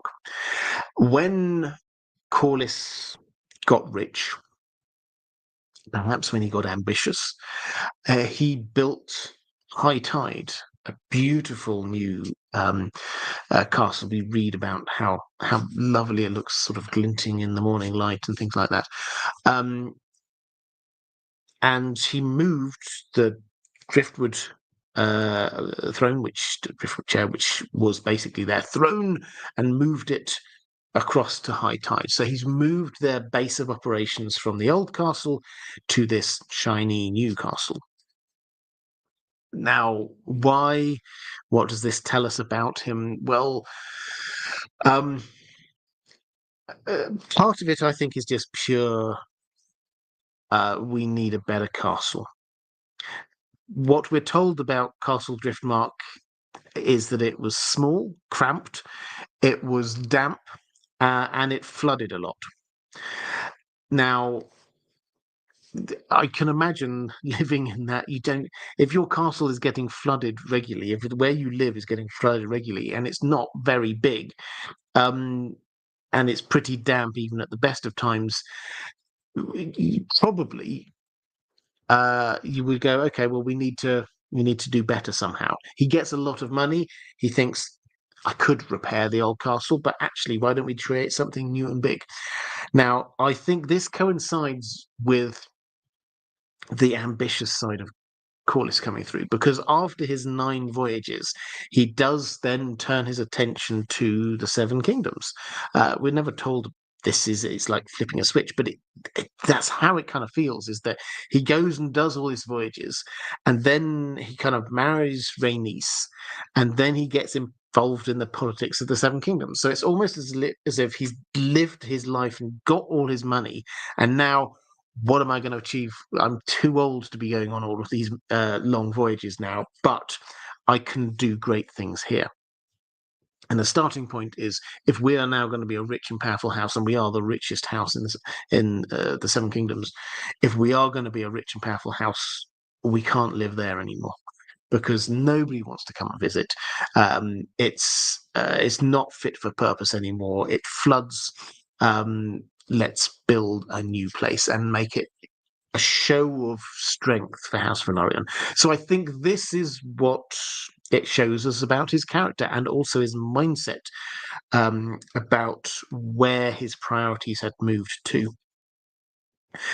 I mean, as for the is tradition important or new things?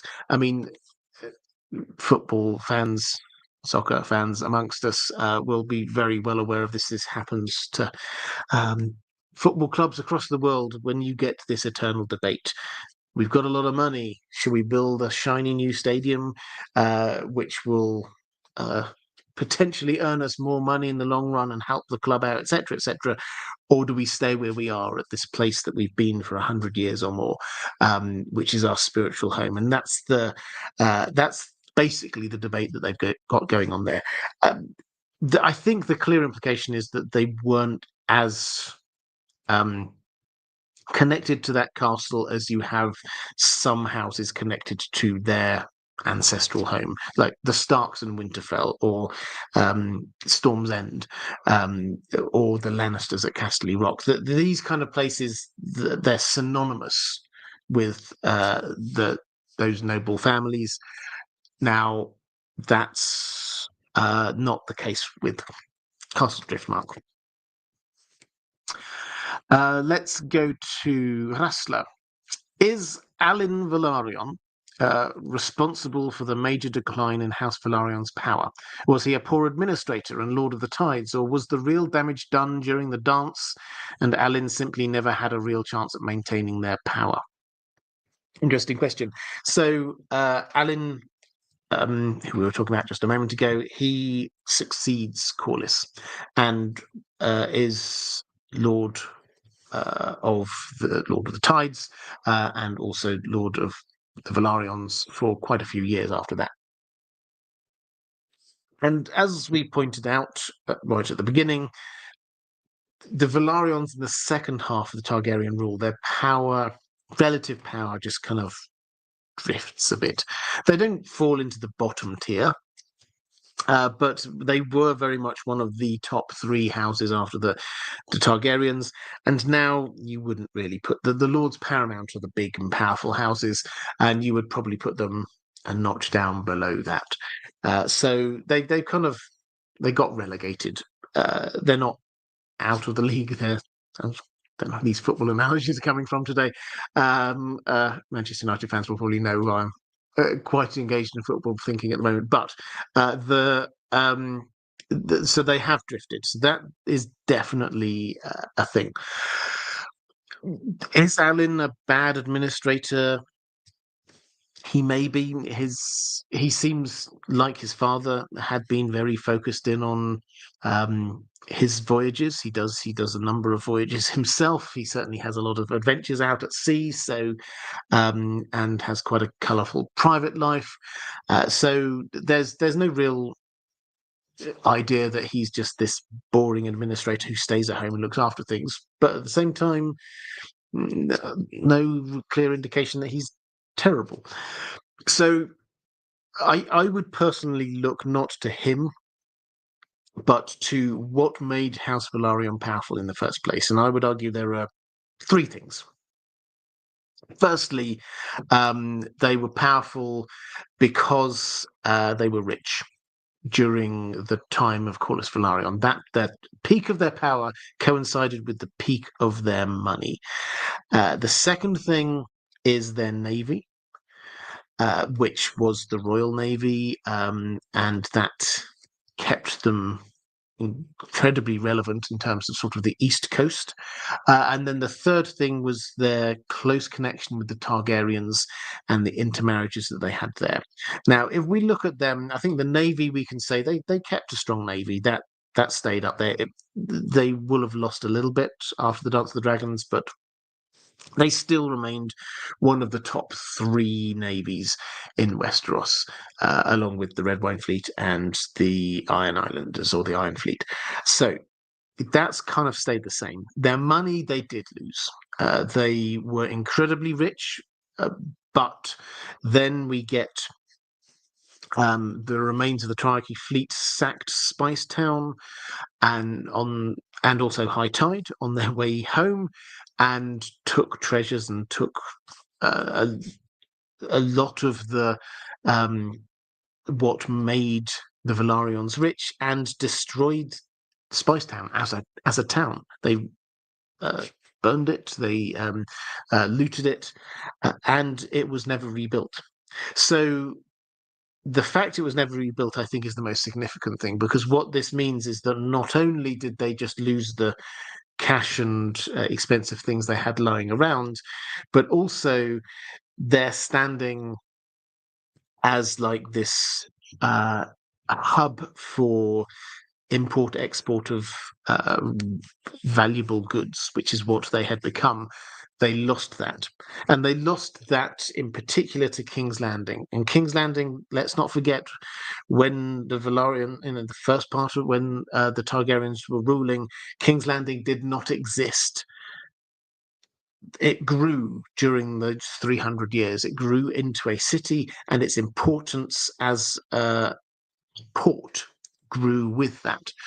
And so people then started bypassing Driftmark, and they just went straight to King's Landing. So that's the second thing. Maybe an able administrator could have tried to do something about that, but in reality, their moment in the sun had gone. And then the third thing is their intermarriages with the Targaryens. And this did, I mean, largely stop. It has to be said. They were, in the first half of the Targaryen rule, there were lots of marriages between the two families. But after the Dance of the Dragons, the Targaryens have to shift their strategy. The way that the most notable way of doing this, because they haven't got dragons. It used to just be a matter of we rule because we've got dragons. If you disagree with us, then we'll set the dragons on you.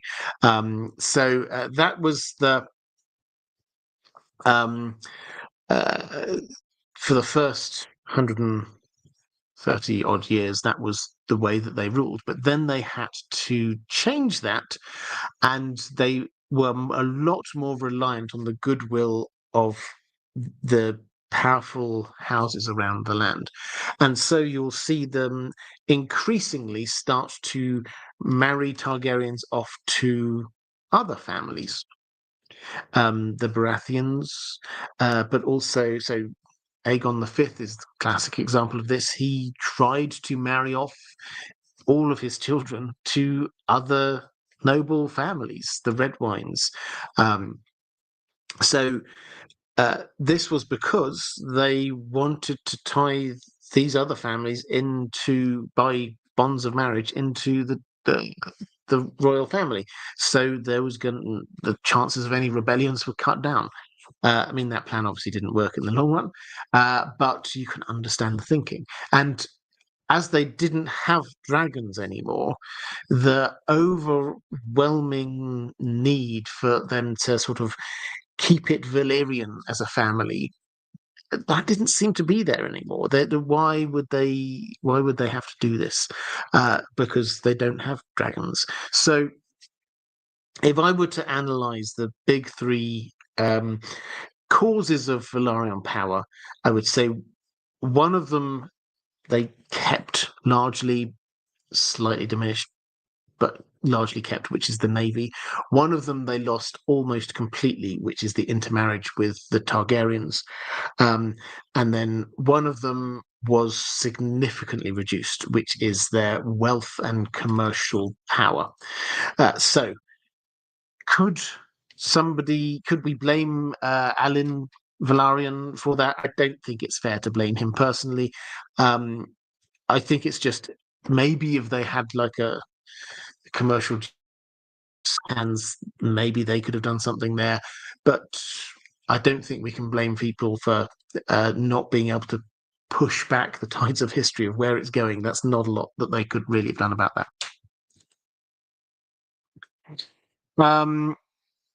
Kais Ballerina saying, please elaborate on a colourful private life.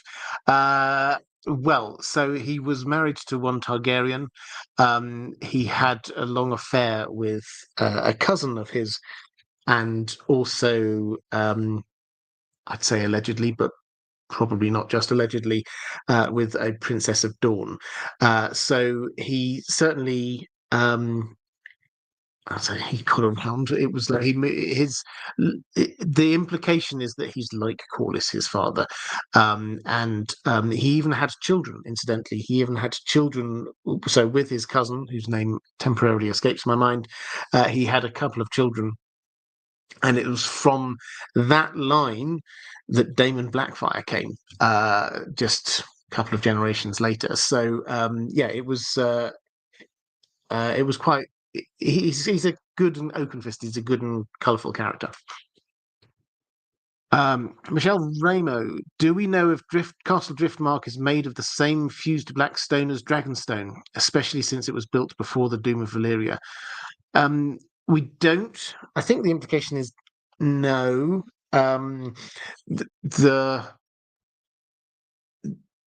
fused black stone on Dragonstone was done using Valyrian magic, and I think very much with the idea of there being dragons potentially there. The Velaryons, they weren't a dragon riding family, so why would they be associated with dragons? So no, we don't know. We don't actually get much of a description of Castle Driftmark, it has to be said, because it was around in the early part of the story where we don't often get to go there and see it, and then later on we don't really get much talk of it later either. So the answer is very probably no, but we don't know for certain. Martin S. Imagine a what if scenario. This is a Lord of the Rings question. If that the host of the Valar returns to Middle Earth a couple of decades before the Lord of the Rings, ignoring any policy contradictions, you are Eonwë. How would you go about engaging Mordor? Well, okay. I mean, I'll do this. I've got other Lord of the Rings type questions for the end of the stream. I'll quickly answer this one here now, though. The host of the Valar, mega powerful, hugely powerful. Uh, a couple of decades, I think. Did you say a couple of decades before the Lord of the Rings? So Sauron has returned to power and is summoning his forces. If the host of the Valar, I think, to be honest, they would just be able to go and wipe them out, because you have to remember. So, Eonwë is a hugely powerful Maya, and the host of the Valar is other Maya plus a whole host of very powerful elves up against Sauron at this point. Personally, is not hugely powerful. He's put so much of his power into the ring, and he does not have the ring at this time. We've got a whole load of ring wraiths and people like that who are powerful, but not compared to the host of the Valar. So, if they were to attack, I think they would absolutely take out Mordor very quickly and easily. Neil Elson, thank you very much for the super sticker. I hugely appreciate that. Rassler asking, actually sort of connected, we've been talking about the castles. Was High Tide rebuilt after it was put to the torch during the Battle of the Gullet? Yes, probably. We're not told, or at least that I couldn't find a reference to it being sort of physically rebuilt, but we're told that Spicetown was never rebuilt, and the implication therefore is that High Tide was. Now, House Velaryon do have a role in A Song of Ice and Fire, but we don't really go to Driftmark, so we don't actually know what's going on. Pardon me. We don't really know what's going on there. The Velaryons that we meet, we don't meet on Driftmark, and we don't send messages to Driftmark, so we don't actually really know where they're deciding to set up base at the moment. The implication is that it's at high tide. But and so they must have rebuilt it, but we don't actually have that 100% confirmed. Rasla asking about Lucerys Velaryon, not Lucerys that we know from the Dance of the Dragons, the Master of Ships during Robert's Rebellion. What was his fate? And is he the father of Montfort Velaryon? And if not, where does he fit into the family tree? Right. Well, so in terms of Montfort, so Montfort's the Velaryon, Lord Velaryon at the start of the story of A Song of Ice and Fire.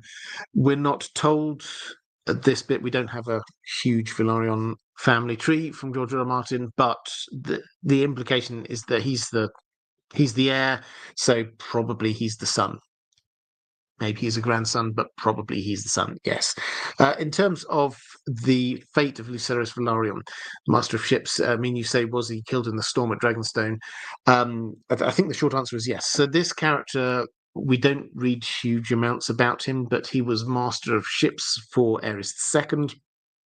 He is one of those who is described as being a lickspittle for him.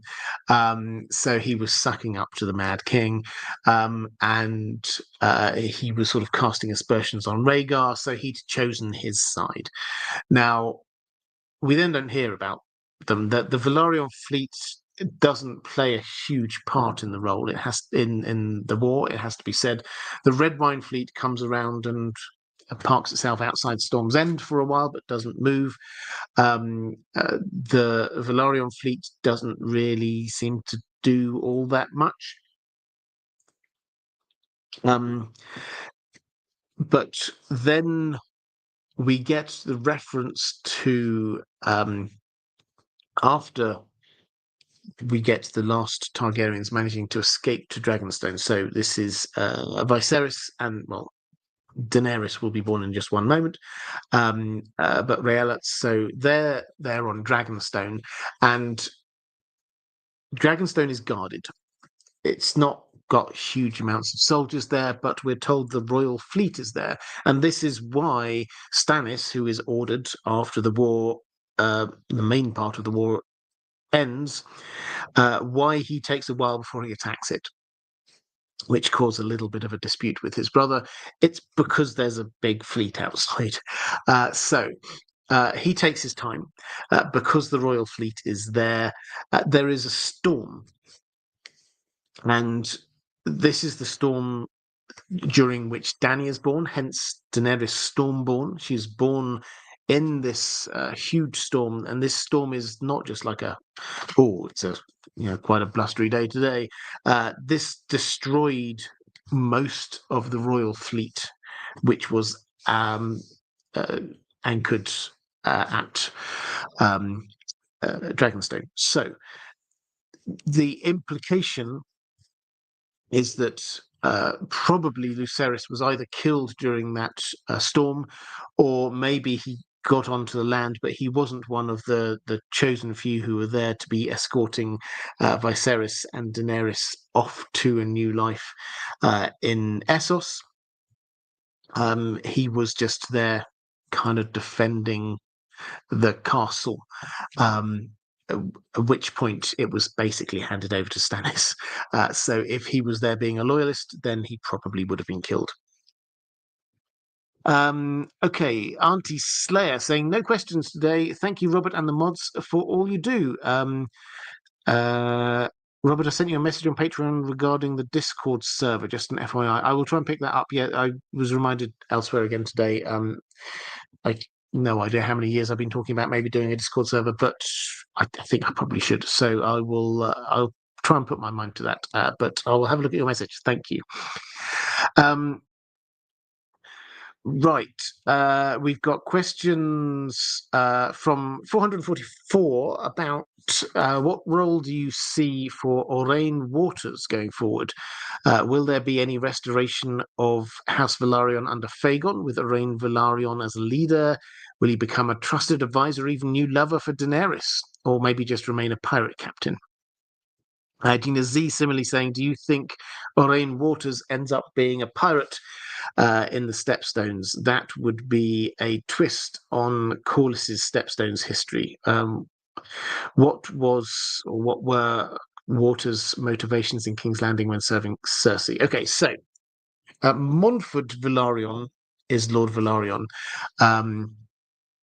and his brother is, well, his half-brother, bastard half-brother, pardon me, is this guy called Aurane Waters. Now, Waters is the bastard name for people born in that part of the world, in the same way you get snow or sand or whatever. So he is Aurane Waters, but everybody knows he's recognised. He's not legitimised, but he's recognised as the bastard half brother.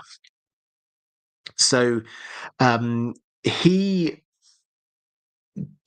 along with House Velaryon as a whole, takes Stannis' side, and because they swear fealty to Dragonstone, and they are part of the fleet in the Battle of the Blackwater, who come, and then we get the whole wildfire chain incident with Tyrion, and the fleet basically gets, or half of the fleet gets destroyed.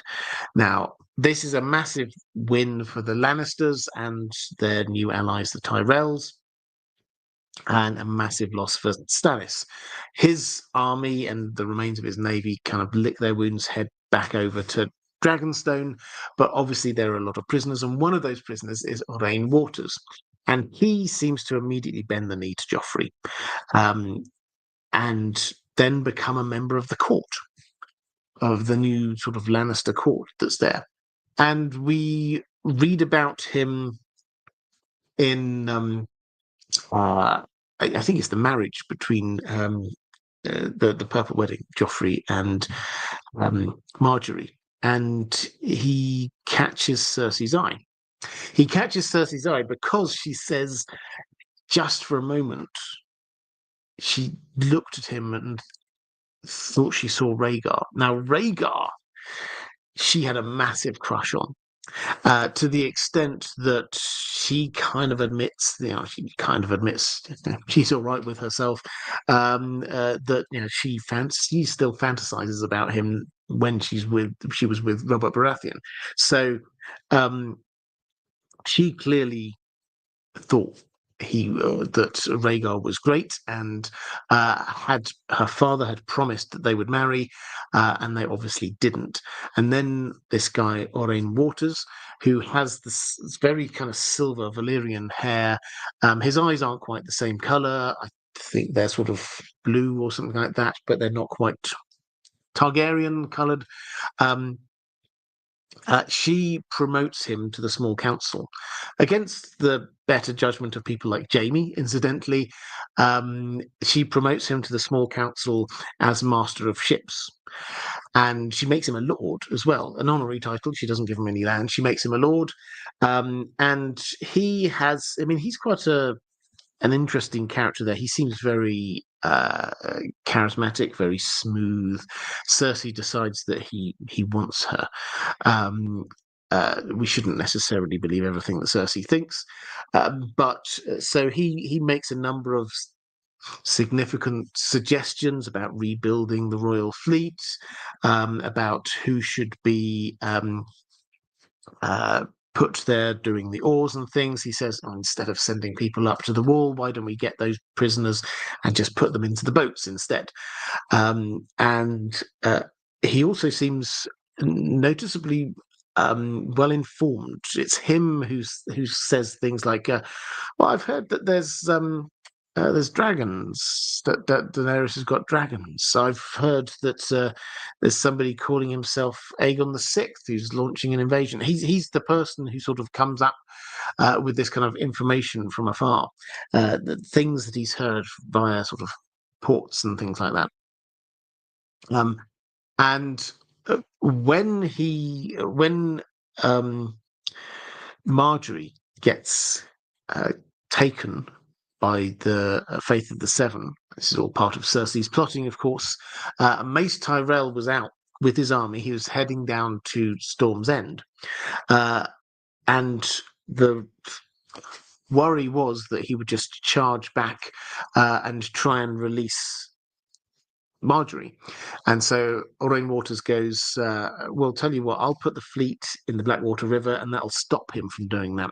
So he gets his fleet and parks them there in the Blackwater. And then Cersei gets taken by the Faith, and he takes the fleet and just gets out of there. Where's he gone? Well, later we hear a couple of suggestions of where he might have gone. Some say, well, maybe he's headed up to go and support Stannis. That seems unlikely. But I think it's Pycelle who says that he's probably going to go and become a pirate in the Stepstones. And sure enough, in I think it might be one of the pre-release chapters from the Winds of Winter, we get this report of someone calling themselves the Lord of the Waters, setting themselves up as basically a pirate king in the Stepstones. So is that him? Probably. His name is Aurane Waters, the Lord of the Waters. Yeah, kind of adds up. So he's clearly decided, in terms of his motivations, just to pick up on the motivations question, he seems very arrogant as a person, but also quite willing to shift his allegiances. So he clearly was Team Stannis to start with. They lose. He realizes that he's now got a choice. He either becomes a prisoner or he bends the knee to Joffrey, and he goes, oh, well, I'll bend the knee to Joffrey, to the extent that he then shows his loyalty, that he can his patron Cersei get right behind her. The moment that she gets captured, he's out of there. No loyalty to her, no word to her at all.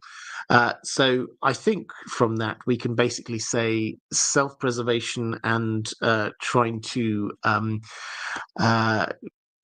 get the best for himself. His motivations there, and then once that's happened, he's suddenly found, hey, I've got a fleet.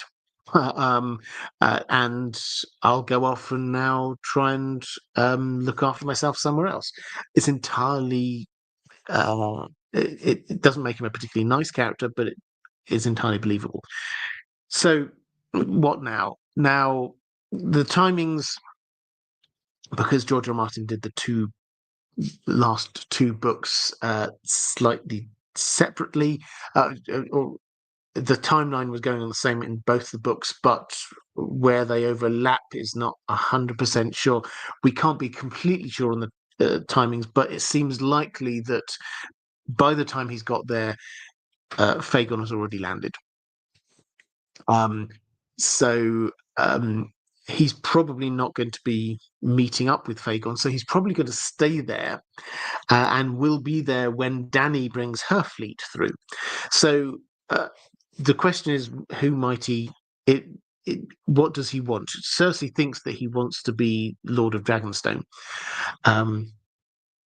but decides she doesn't want to give him that. If he's still keeping the hope of being Lord of Dragonstone, if he sees Dany with this massive fleet, he could easily decide to join her, and then with the hope of, he can be made Castellan of there, and then when she moves on, maybe he might be able to take it over. Alternatively, could he try and put his weight in behind Fagon? I mean, it feels like that chance is gone, but at the same time,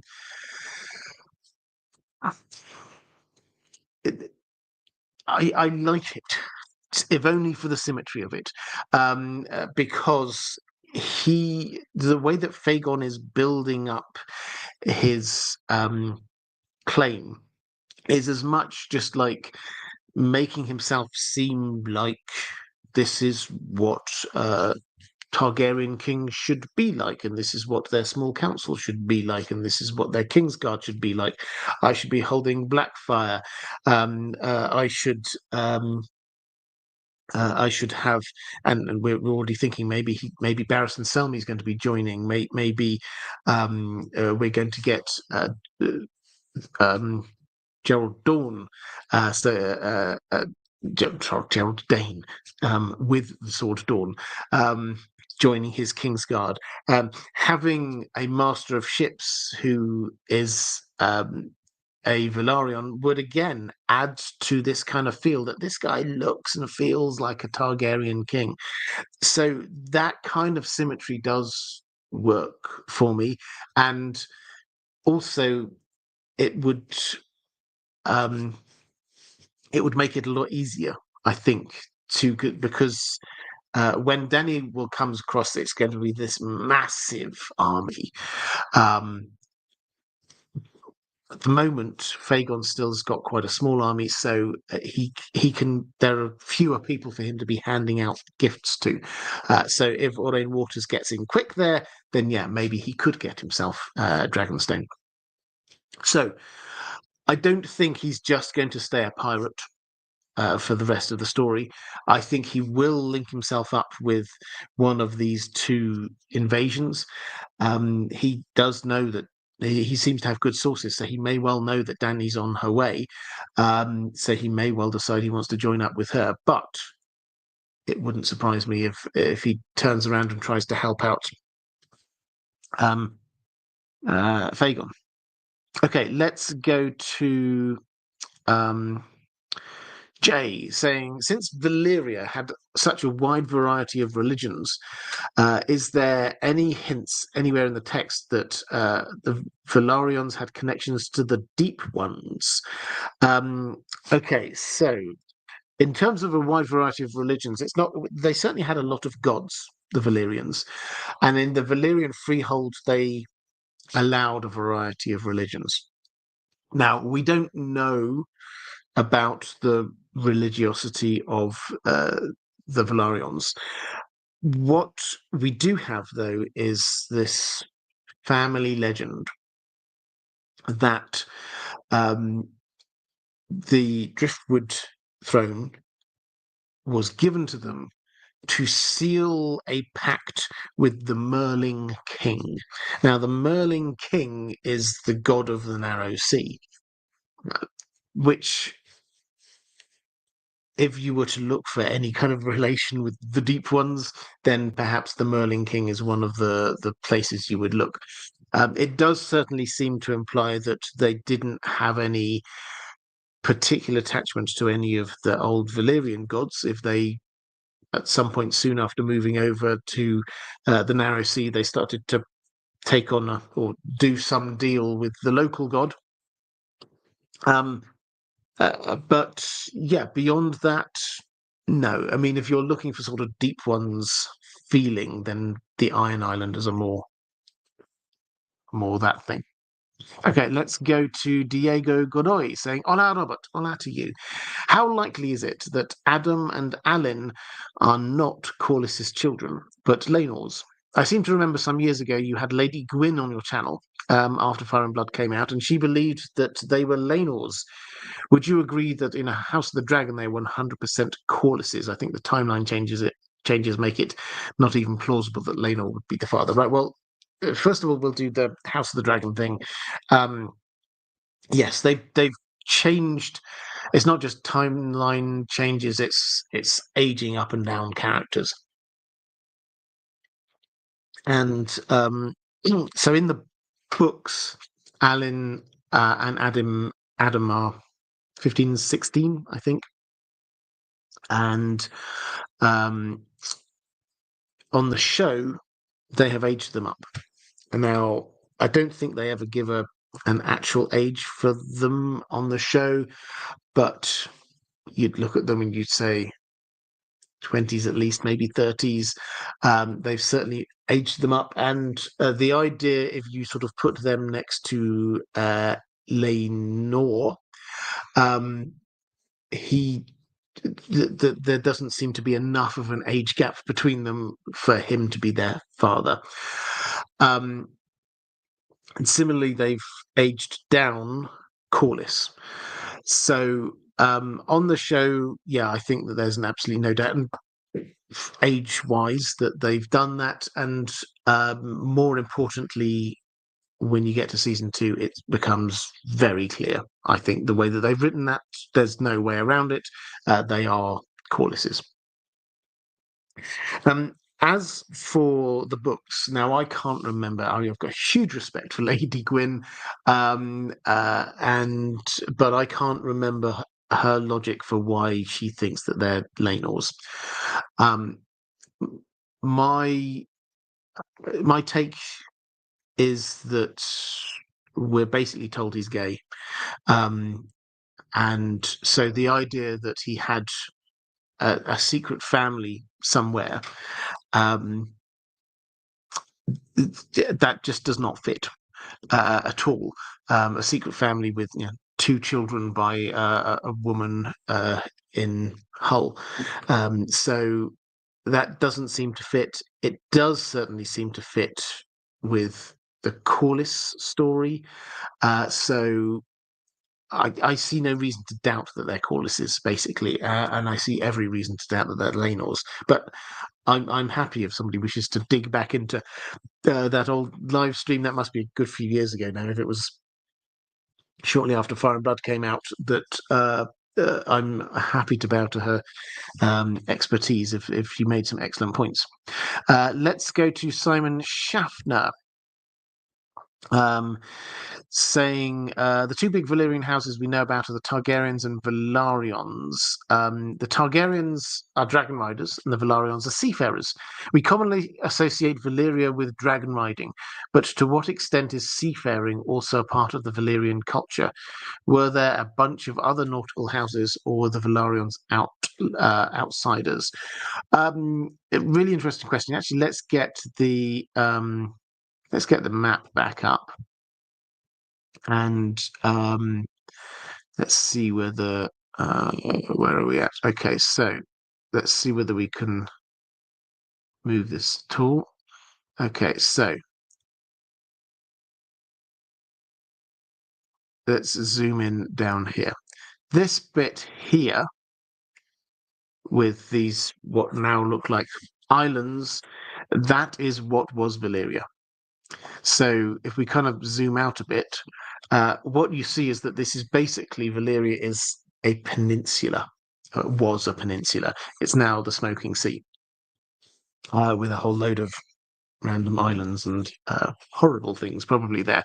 But the clear implication of that, I think, is that there must have been seafaring Valyrians, because we associate them with the dragons. Yes, of course we associate them with the dragons. We have to. But only the top 40 families in Valyria were dragon riders. The rest were not. The Valyrian families would have had to get around somehow. They couldn't just catch a lift with a dragon. So they either sort of went overland, or because they were on the shore, because this is a peninsula, why not get a boat? So I think the clear implication is, although the Velaryons may have been particularly sea-focused, almost certainly there will have been that second tier. We were talking about the second tier of Valyrian society. Almost certainly they will have had boats, and they will have had ships, and they will have used them. So I don't think that the Velaryons are outsiders, and I suspect that this was probably quite normal. That will have meant that the dragon riding families, the top 40, they won't really have been they won't be that impressed with that. And frankly, when you've got dragons around, boats are pretty flammable, so they're not that impressive. But when the dragons have all gone after the Doom of Valyria, then suddenly boats get a whole lot more important. Okay. That was actually the last of my patrons' questions about House Velaryon. I've got a couple more questions I'm just going to cover after this. Let me just quickly dip into the chat.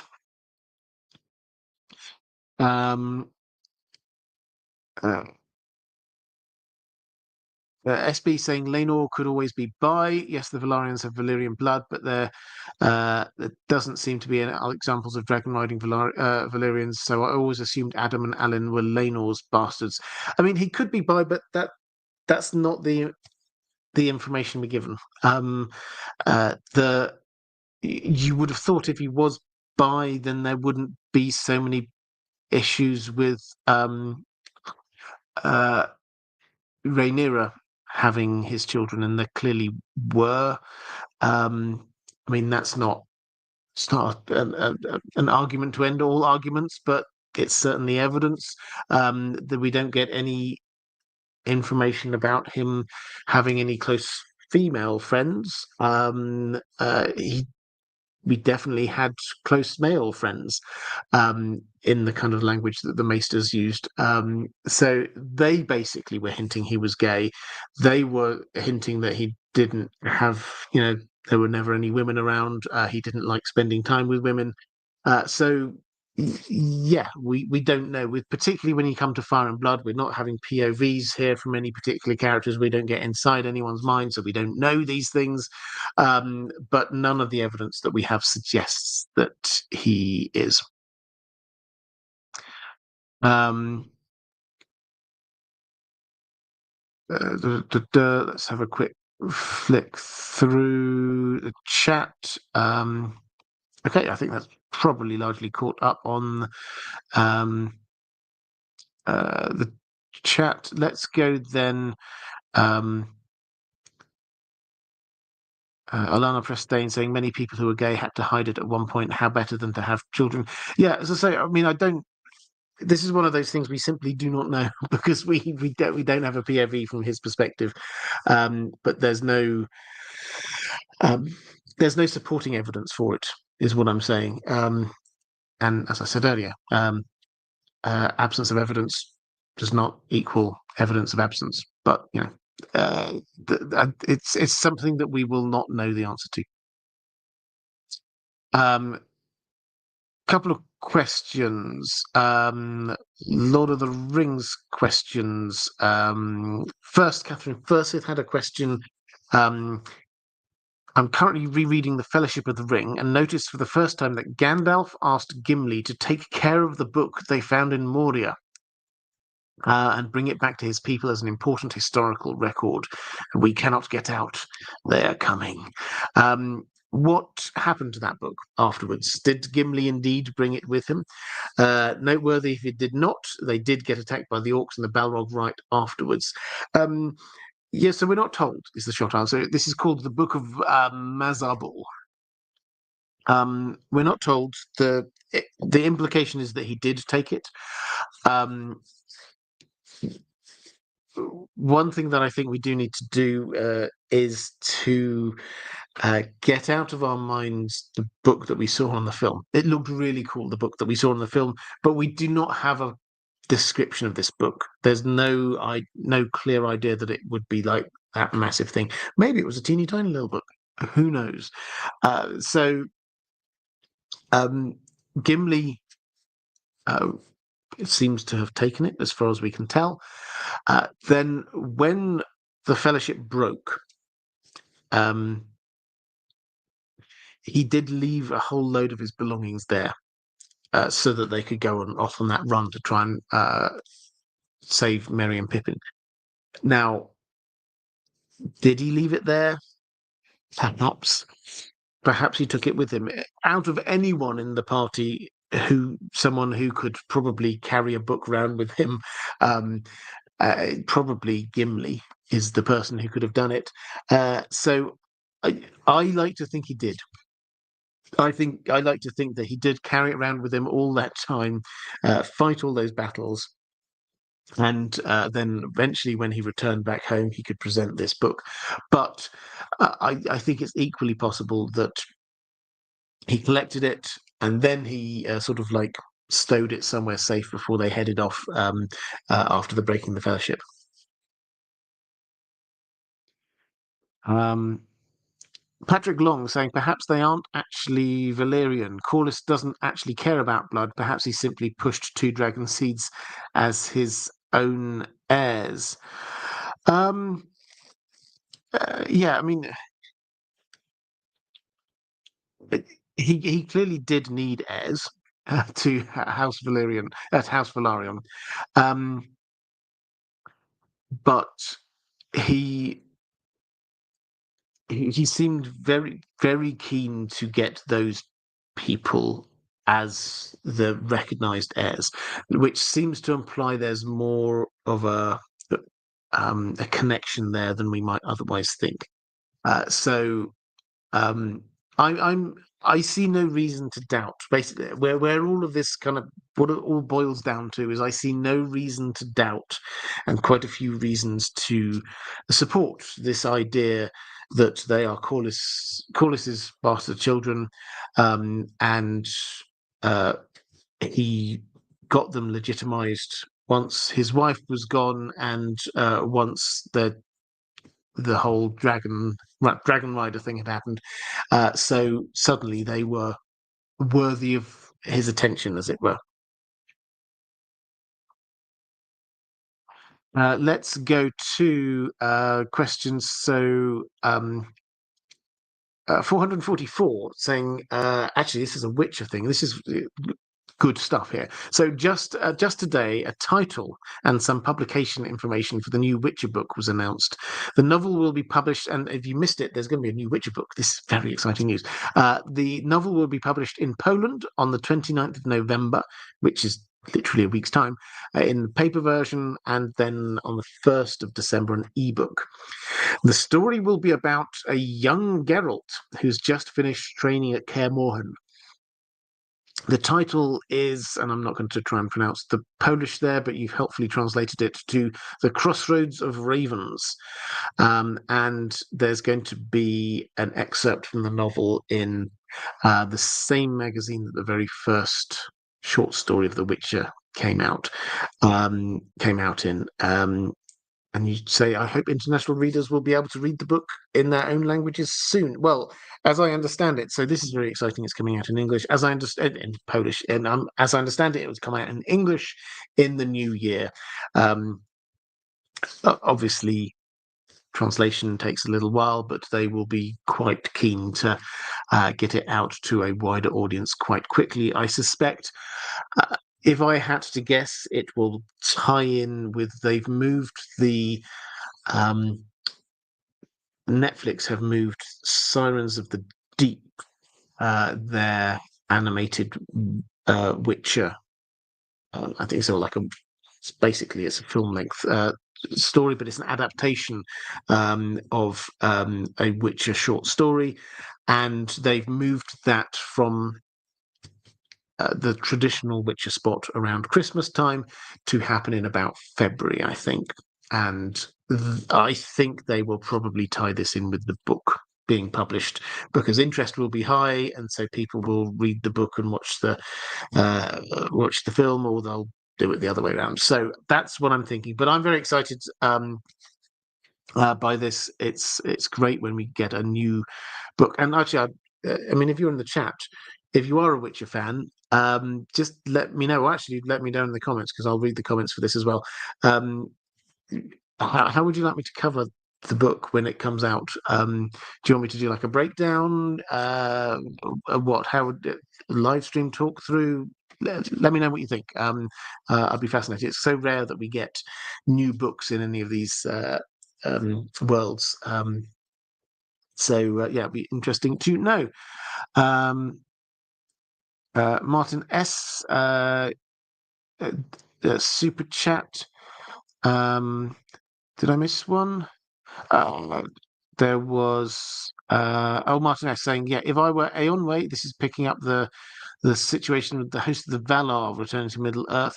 If I were Eonwë in the scenario I laid out before, I would land around Umbar, march around southern Mordor into Nirn, seizing that region. Then I would place forces at locations to prevent food coming into Gorgoroth.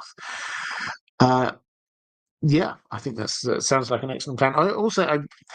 I do wonder sometimes if you look at the map, think about the map of Middle Earth. There are clearly mountains around Mordor, but there's mountains around three sides of Mordor. If you've got the host of the Valar and you're not that worried about anything other than, it might be quite hard to get past the mountain range, then why just go in the east side? That seems to make a whole lot more sense to me. Okay, let's go to and actually, Martinez, I've got another question from you over on Patreon asking about viewing fiction, visual fiction, about what the truth is, as it were, in a fictional world. Two main positions: the authorial intent, the story is what the author of the story intended to show, or what the visual medium actually shows position, the story is what is shown on screen. And you had an example of Citizen Kane, where it's in black and white. So the film of Citizen Kane is showing the world in black and white, isn't clearly an artifact of the technical limitations at the time, not an actual plot point in the narrative. Nevertheless, it is what the visual medium actually shows. So if taken to its logical extreme. You can criticize either from some direction. What is your view on this topic? Well, my view on this topic is it clearly works best when the two are married, and the way that it's presented on screen is the way that the story has been told. So you're not, it's not quite suspending your disbelief when you're saying things that are limitations. But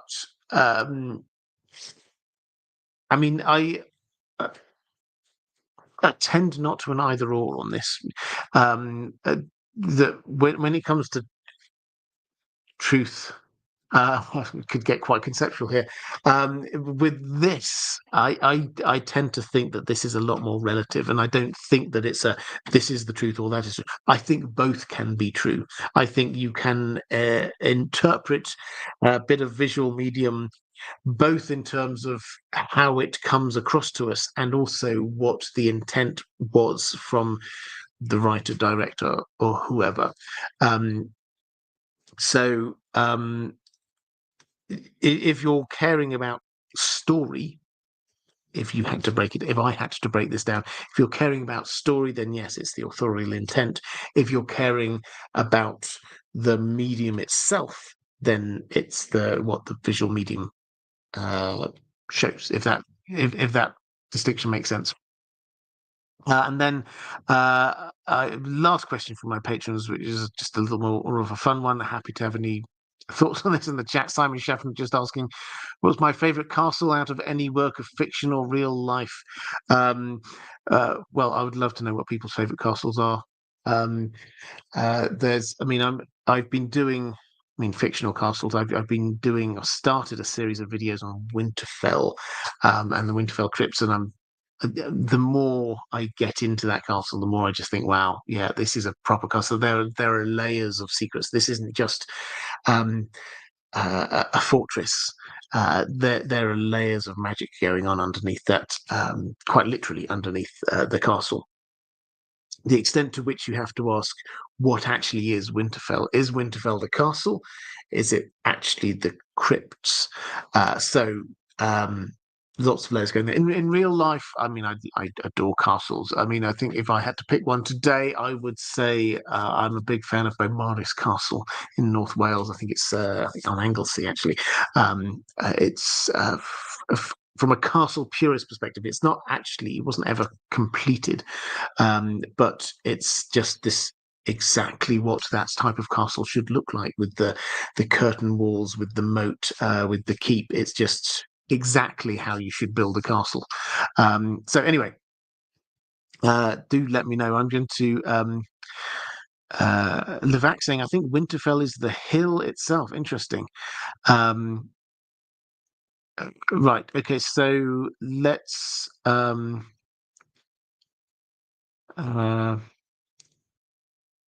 quick flick through the chat.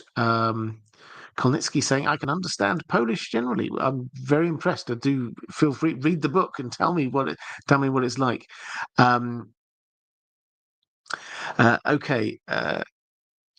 Suki Drama saying would explode with joy if you did a live stream talking through the new Witcher book. Okay, I will. I mean, I don't know whether I want you to explode with joy, but that's thank you very much. And the Witcher live stream. Yeah, okay, fair. Maybe I'll do a live stream on it. Right, just so you're. I said a few weeks ago, I think I just sort of trialed the idea.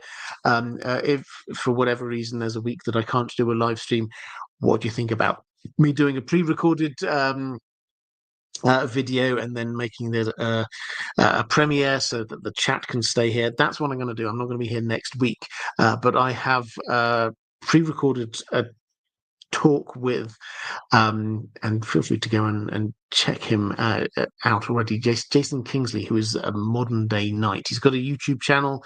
I'm sure you'll be able to find it. It's called Modern History TV. But basically, he's not just a reenactor. He lives the life as much as he can of being a knight. He takes part in jousts. He does videos talking about what did the common folk in medieval times, what did they eat? He's done a recent video which has done very well. When a common folk person in medieval times was going on a journey, where would they sleep?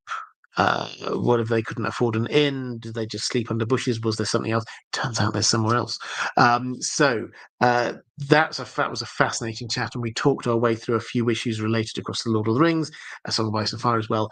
So I will upload that for next Thursday, and then we will. I'll put there a premiere, which basically means you can tune in as if this is a live stream, and you can be there in the chat, and you can talk about like this. While I'm talking away, you can chat about what I'm talking about. So let's try it. Let's see what happens. I hope that is an enjoyable experience for everyone. But as I say, it was a really fascinating chat, so I think you will enjoy that. But what else have I got coming up? I've got more on this series. I told you I was doing a series of videos about Winterfell crypts. I started off with one which is talking about. I think that was about the statues and or no, why must there always be a Stark in Winterfell?